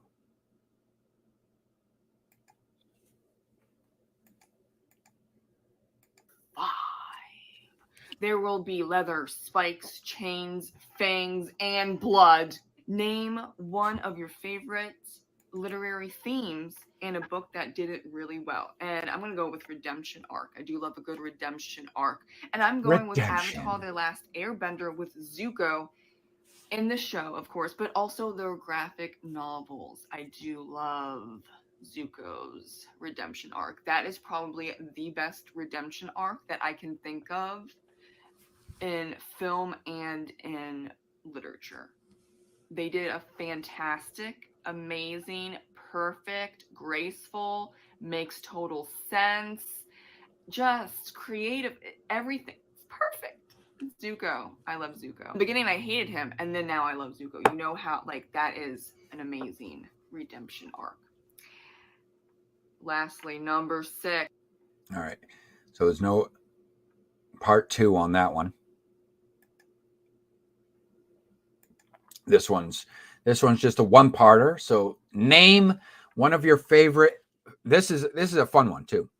Name one of your favorite literary themes. Then name a book that did it well. So one of my favorite themes is the individual living in contrast to the collective. I know. I can already hear a Karen somewhere screaming at a stranger. We live in a society. I get it. But I just prefer individuals, though.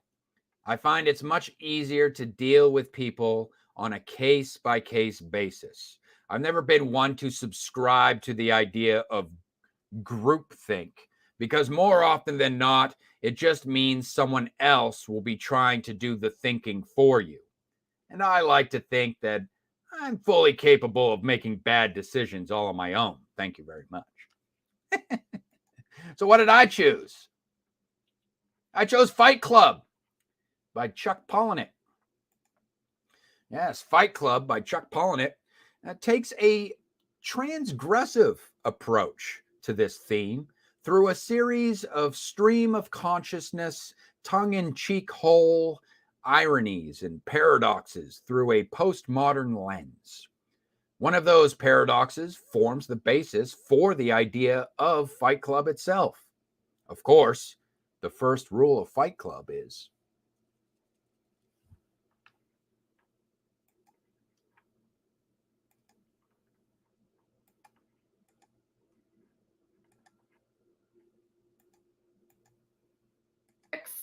Our manager carries a battle axe and he will shake your hand or kick you in the face.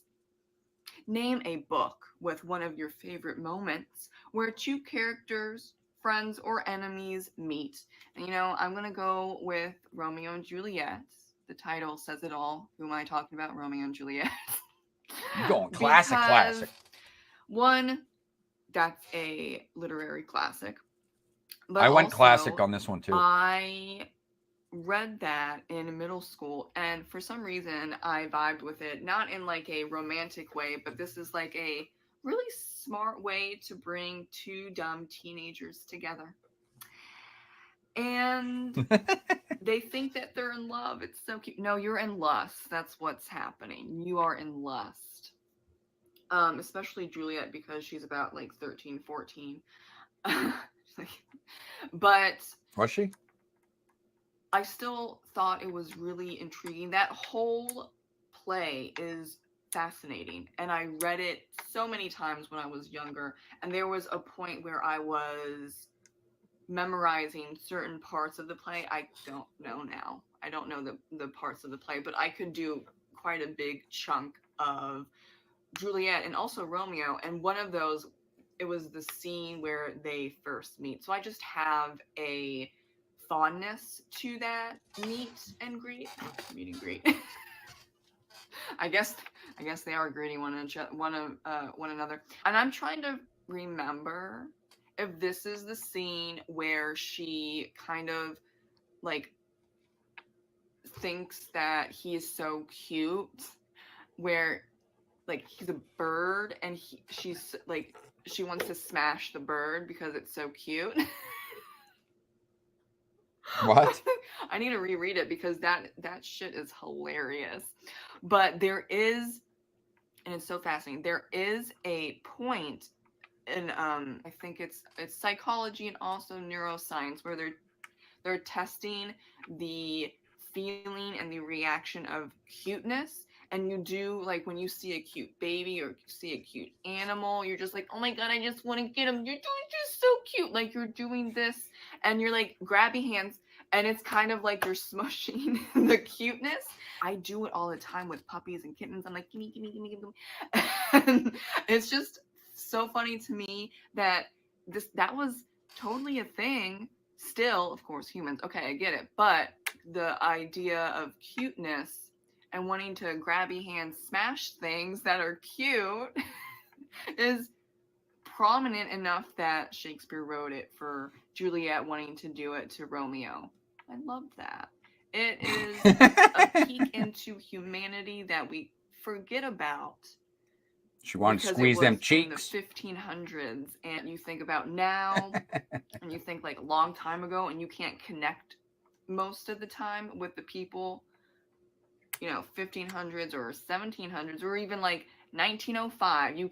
It's too hard for humans to grasp that, but you see nuggets of humanity and things in common that we have as human beings, and the cuteness, grabby gonna smush the cute bird that's the symbol of Romeo. It's just chef's kiss. It's so great. And a little metal as well.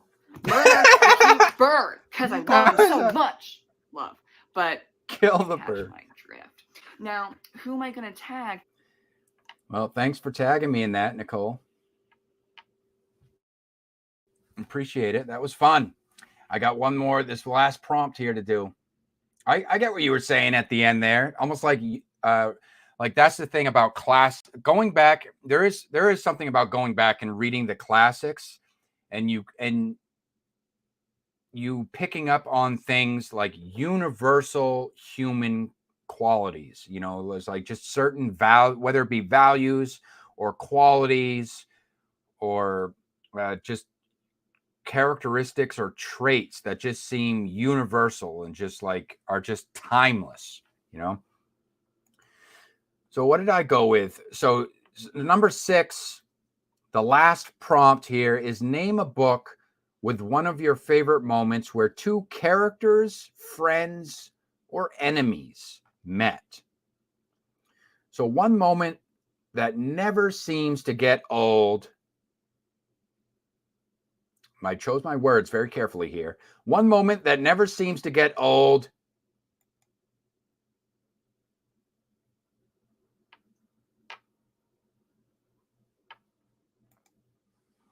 Is Jonathan Harker's meeting with Dracula. So one moment that never seems to get old is Jonathan Harker's meeting with Dracula. Whether it's in one of the various movie adaptations of Dracula or in Bram Stoker's 1897 novel of the same name. If you want to see quality cringe, if you want to see a quality cringe-worthy moment, then check out the 1979 movie Nosferatu the Vampire. When Jonathan Harker's character meets Dracula, try not to laugh. Okay, that's all I'm going to say. That is one of my favorite adaptations of the film. But the 1992 Dracula movie is pretty good as well.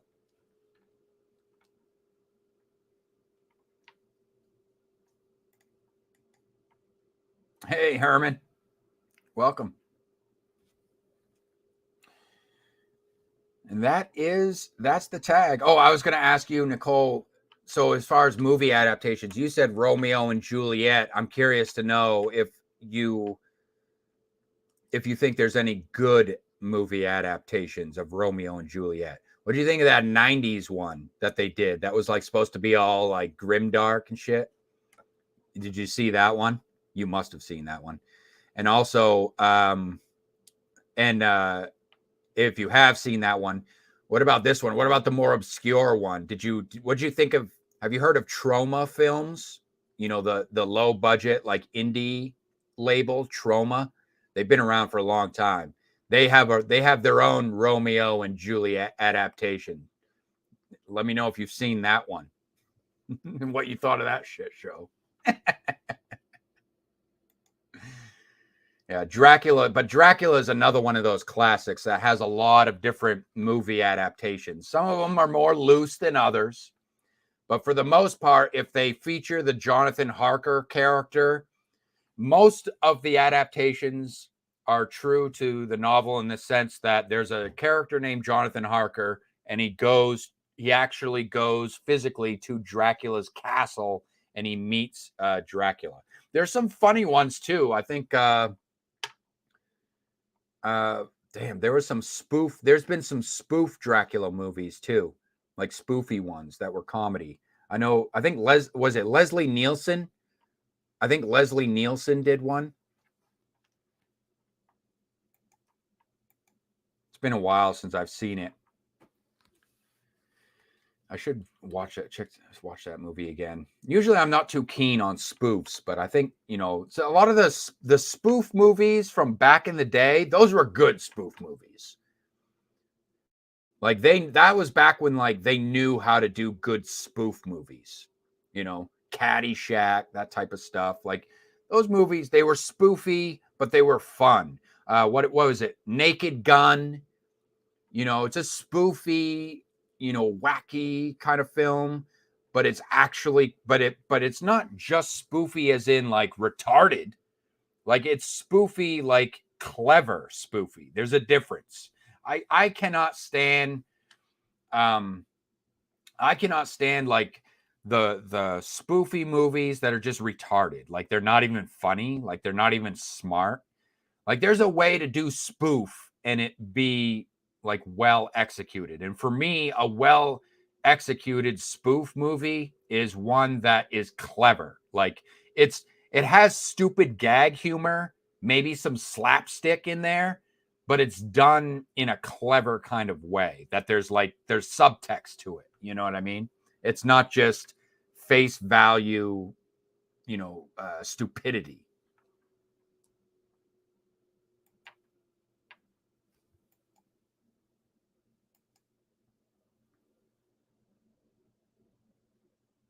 Yeah, I thought so. I thought it was an interesting tag. I got to tag some people now. Yeah, that's what it is. Dracula. Thanks for that. Dracula, Dead and Loving It. I think it's on YouTube. I think you can watch it on YouTube. I think it might be free with ads. I think that's where I saw it. I think that's why it was on my mind.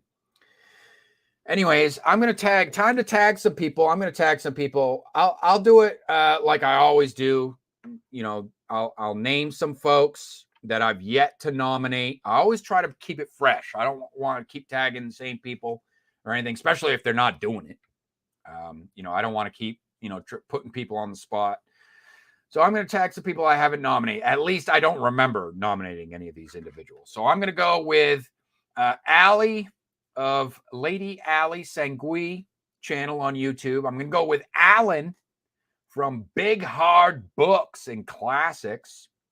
And then one more to make it 3 in a row. I'll go with another name that starts with an A, and I'll say Anda Kent. Anda Kent. I don't think I've really interacted with her channel very much. But 3 A's. We're going triple A this time. We'll see who steps up to the plate. Consider yourselves tagged, and I hope you have fun with it. All right. Cheers.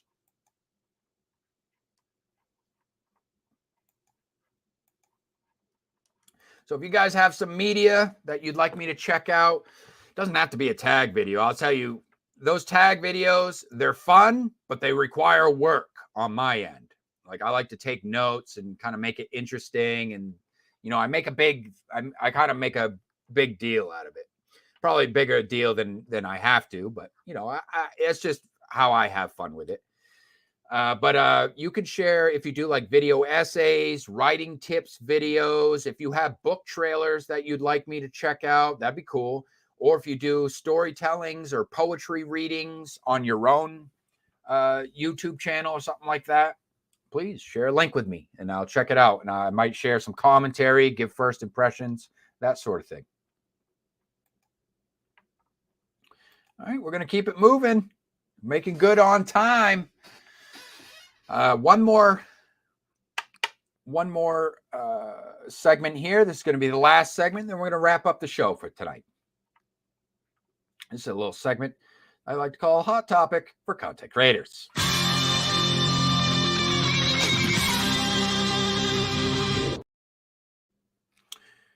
Hot Topic for Content Creators. This is where I pitch a hot topic to you guys. You guys turn around, create your own content on said topic. And if you tag me in your video or share a link with me, then I may be inclined to feature your video during a future live stream, or else you're always welcome to go back, check my previously pitched hot topic videos and leave some comments down below.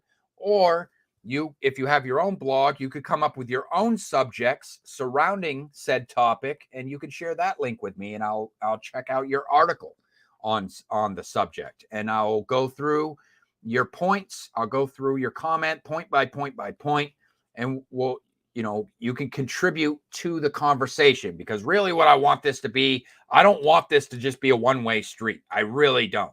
I try to keep these conversations going, but it's really the engagement is what I want. I want to get other people engaged, get other people's takes, other people's points of view.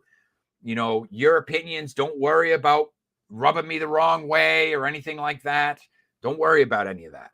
Just, you know, even if you want to share some comments about any of the opinions that I've shared in the videos, that's fine. I'm cool with all that. Trust me, I got thick skin. You're not going to hurt my feelings. All right.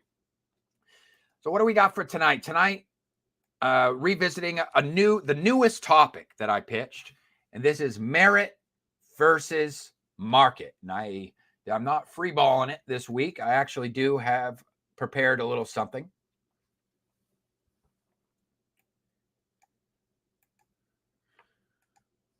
So the prompt for tonight's hot topic is merit versus market.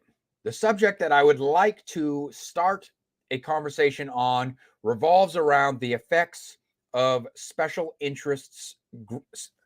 Okay, the subject that I would like to start a conversation on revolves around the effects of special interest groups, club membership associations, and affiliate organizations upon the merit as well as the marketing of published works. I want to make it clear that I'm just going to brush the surface of this subject, because I really want to hear what other individuals have to say. Full disclosure, I am not, nor have I ever been, a member of an association, organization, or artist union. So for those who have, or if you are currently participating in something like that, this could be an opportunity for you to speak your mind and share your experience. So, as an individualist, I see all these group-oriented activities as an outsider looking in. In other words, I don't always have insider info, and I don't always get the scoop as far as what's written on the memos. I can only speak upon my personal concerns as I observe the behavior of individuals that participate within these groups, while I pay attention and make note of the ways in which certain people move within some of these groups. Now, when I say concern in this context, I'm referring to what this means for publishing. And more specifically, I'm concerned about what this means for indie publishing. My first concern is the unspoken implication of honoring an in-group preference or out-and-out bias, which tends to influence individuals for better or for worse when it comes to appreciating any piece of work. What do I mean by that? I think this can be a double-edged sword, because on one hand, individuals may, keyword may, receive the support of the group through their praise, purchase, and perhaps even in the form of tailor-made accolades. That's right. Some of you may be privy to the antics of Hollywood and their good old boys award shows that serve to reinforce the credibility of their own industry. There are also organizations that do the same exact thing by rewarding their own members who are required to pay dues in order to be recognized for nomination in the first place. Now, I'm not 100% sure that's how every association operates, but nevertheless, anyone with an ounce of integrity will not only see how that can have a negative impact upon the market in terms of artistic merit, but also create, if not outright foster and perpetuate, an unnecessary, what I think is an unnecessary conflict of interest among a whole variety of artists. One of the ways in which I think this conflict takes shape is when individuals, whether intentionally by their own free will or through group motivation, begin ostracizing outsiders because they aren't an active supporter of the cause or a member of the club. And prominent members of the group may even go as far as to discredit anyone trying to make it on their own, not necessarily for the lack of talent or skill, but because according to them, the individual hasn't paid their dues.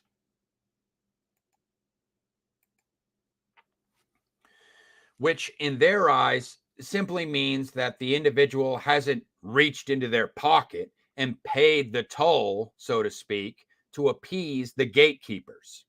They haven't done anything that has been to the benefit of the group, or worse yet, they haven't formally declared allegiance and adopted the group's ideological stance, political mantras, etc., etc., etc.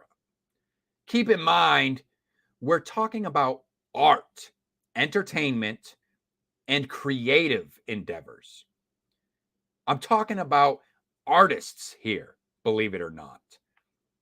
I understand the way I'm talking right now, you'd think I was talking about politicians running for office. Suffice to say, the reason why this concerns me is because it sends a message to aspiring authors and all the young artists out there that the quality of their work is not as important as their loyalty to a banner, a literal flag, or a trademark of some sort. Like, the only reason their work is getting any attention at all is because they're willing to toe the line for the powers that be, which are usually the founding members and early adopters who have already become well established and are held in high acclaim by everyone else within whatever organization the young talent is forming an entanglement with. Now, if we were to look at this strictly from a marketing standpoint, what does all that sound like to you? To me, all of that sounds like a textbook MLM blueprint or multi-level marketing scheme. That's exactly what that sounds like to me, actually. I wouldn't be surprised if there was some sort of referral program for the paying members of some of these associations or organizations. Listen, you recruit 5 or more of your friends, and if they sign up, then your yearly membership will be free of charge. You will also reach a new level of respect within the group. We'll even give you a special pin to commemorate your new milestone within the organization. You see what I'm saying? I think you can see where I'm going with all of this. At least I hope I got my point across. But I want to hear what you have to say. Are you a part of any kind of special interest group? I encourage you to stand up and speak for yourself. Tell me if you think there's any merit to what I've said here today. And if you think the infiltration of in-group preference is creating a negative impact or a positive influence upon the indie scene. Keyword indie, might I add.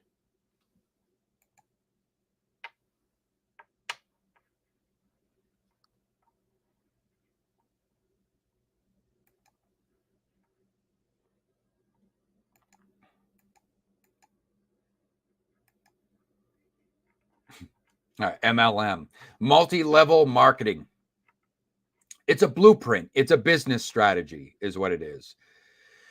So actually, I'll break that down. We'll get into it just for a second so I can explain that.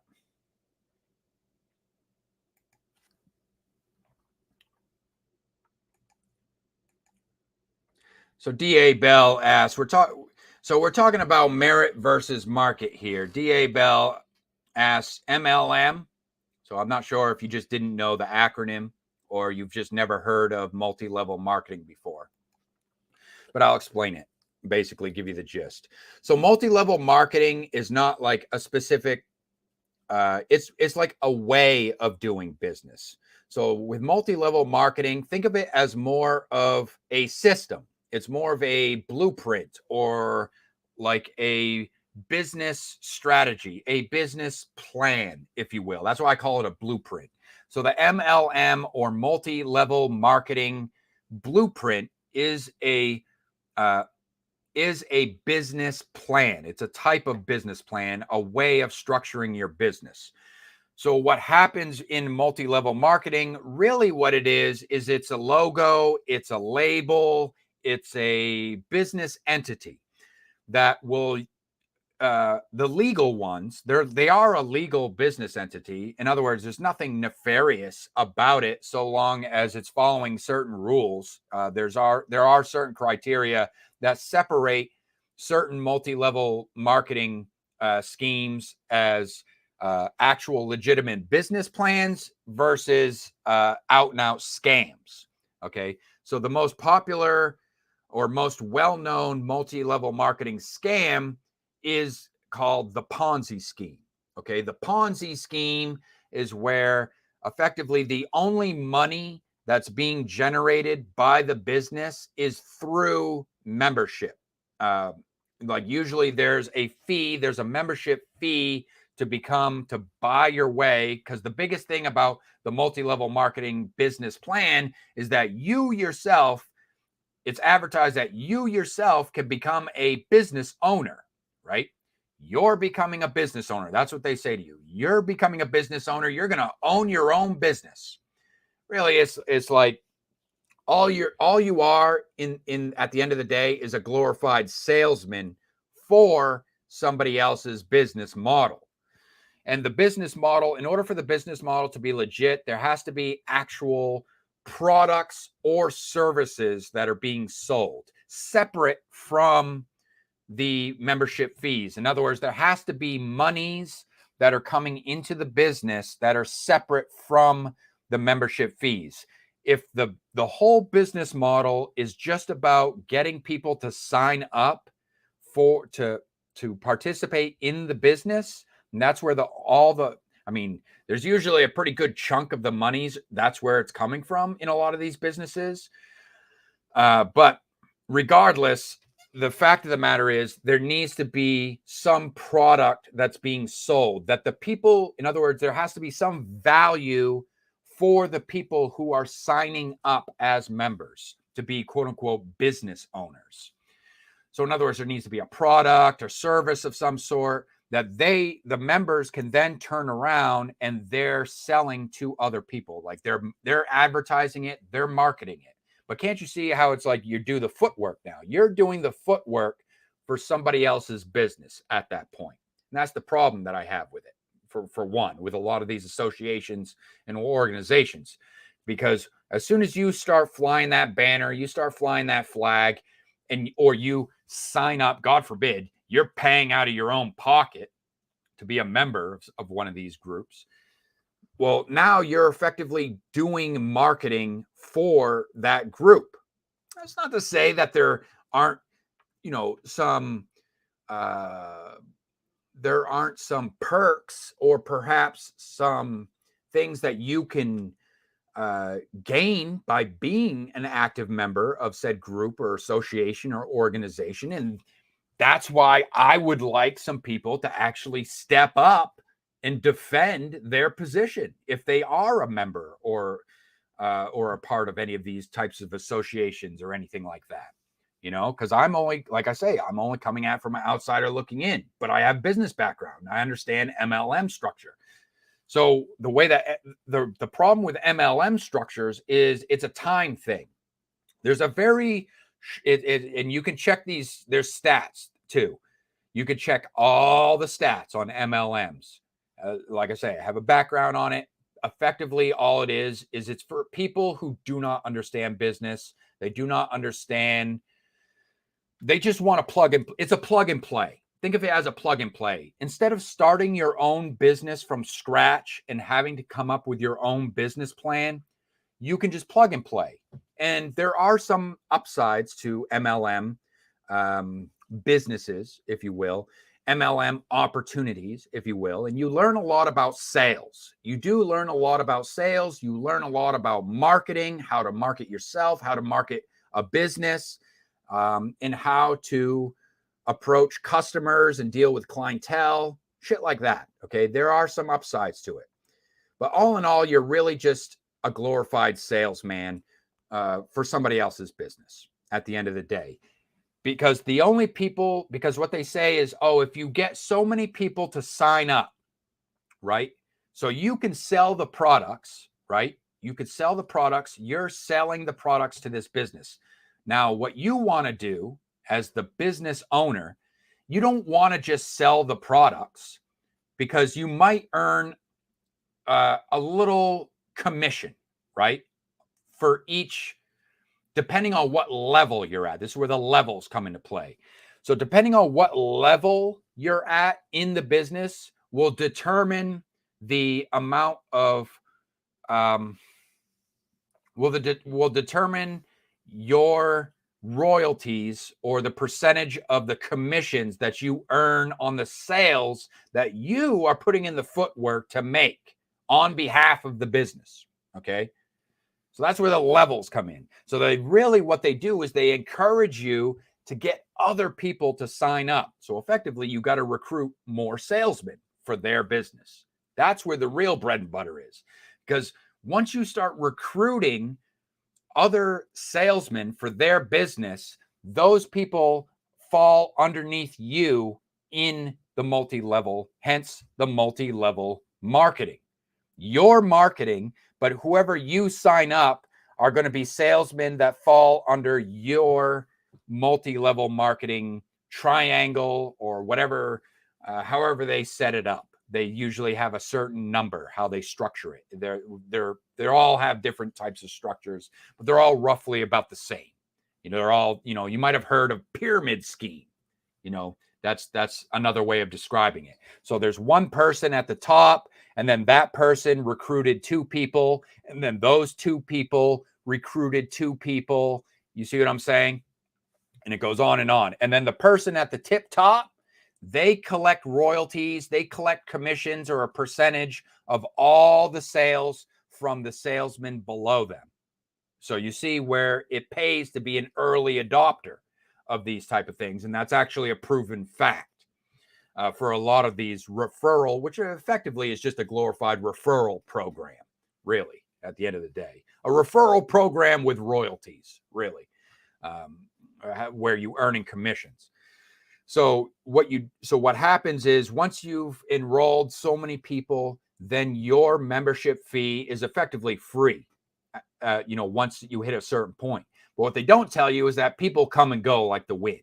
The turnover rate for all these MLMs are fucking horrendous. People are here today, gone tomorrow. As soon as the vast majority of people, as soon as they realize what it is that they've gotten themselves into, and they begin to see just how hard it is to be a cold calling salesman.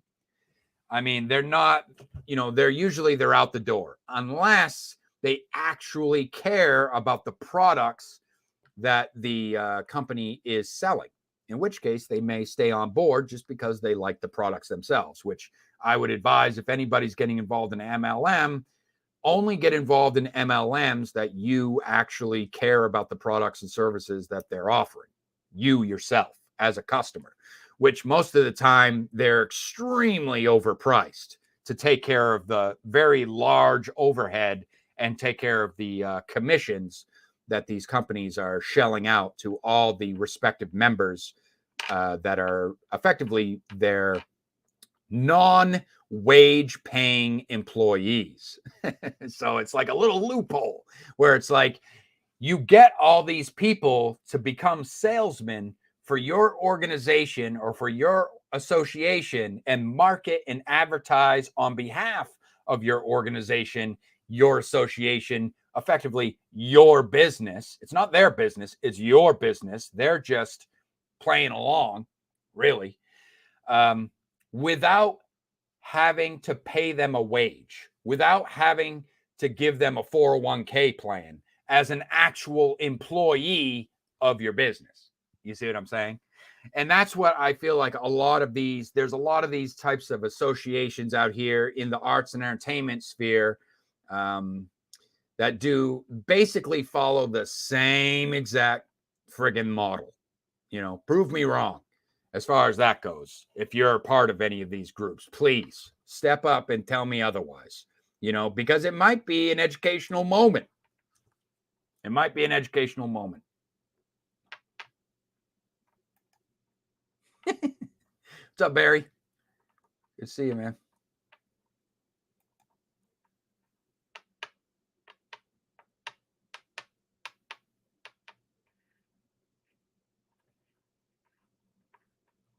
Yeah. Yeah. All right. Well, that's it. I got you, DA. All right. Well, that's it for the live stream for this week. We're going to do the wrap up. Before we go, we got to do a wrap up. Oh, look who's here. Rainer, just in time for the wrap up. Hi ho. You're watching from China. Okay. He's watching from China.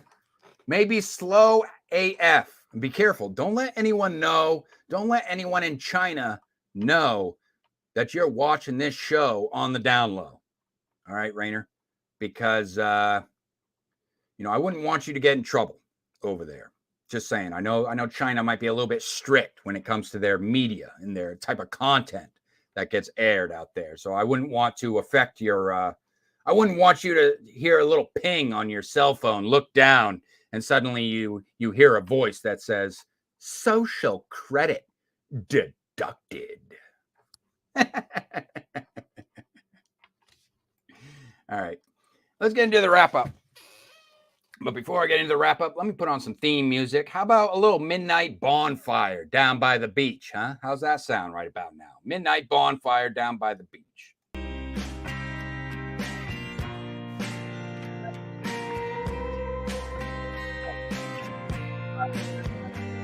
All by yourself, just watching the waves under the moonlight.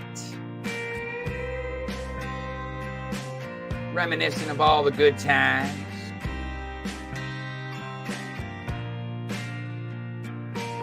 Let's check out some comments. Let's see who left some comments for this week.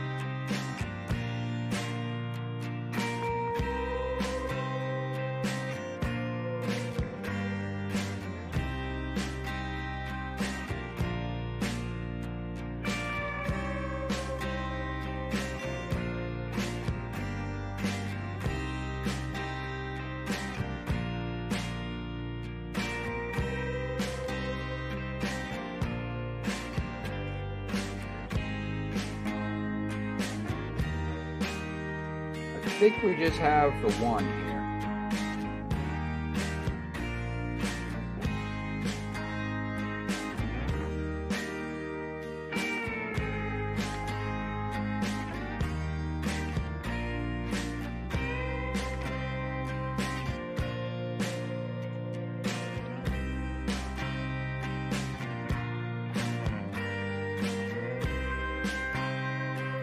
All right, running to right.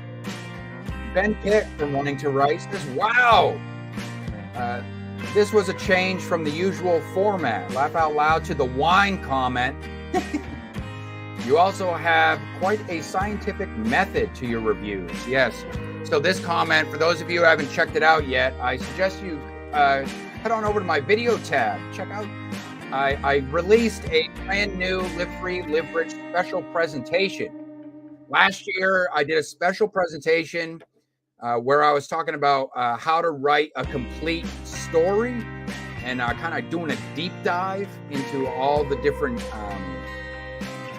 aspects that go into crafting a complete story, at least from a structural standpoint. And this time around for this year, I just finished a special presentation where I look at book reviews and I share how I evaluate fiction. So kind of coming at it from the opposite side of the coin there, the other side of the coin as a reader and being a critic and writing reviews.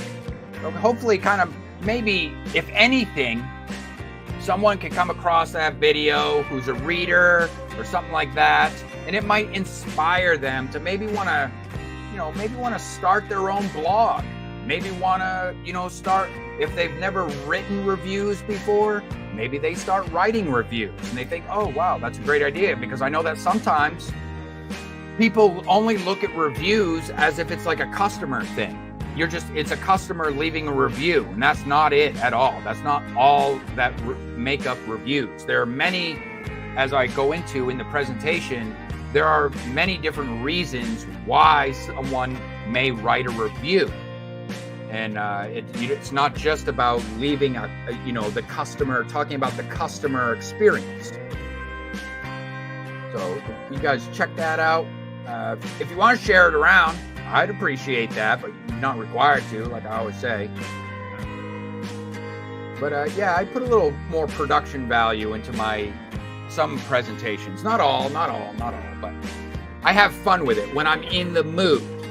I got other ideas for some different what I call special presentations, okay, where I'm really breaking something down, or I'm deep diving into something, or I'm taking a kind of a comprehensive look at a certain topic or whatever. You know, I'm not just free flow off the top, and I present something that is clear, concise, gets to the point, and it's something that maybe has maybe value for, it's evergreen, if you will. Anyways, that's the live stream for this week, ladies and gentlemen. I hope y'all had some fun. I hope y'all discovered something new. But don't fret, because guess what? I will be back here for you next week, same time, 9 p.m. Eastern Standard Time. That's 6 p.m. Pacific. Have a good week.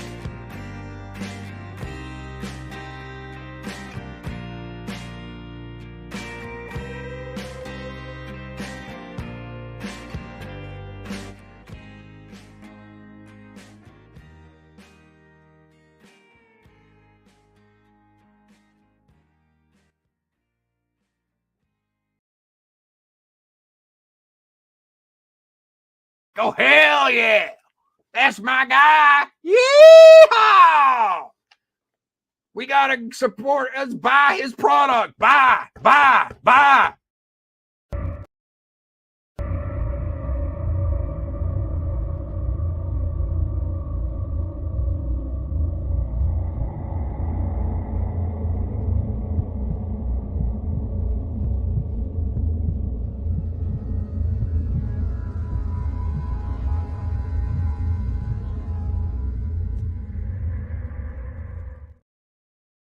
This offended my sensibilities.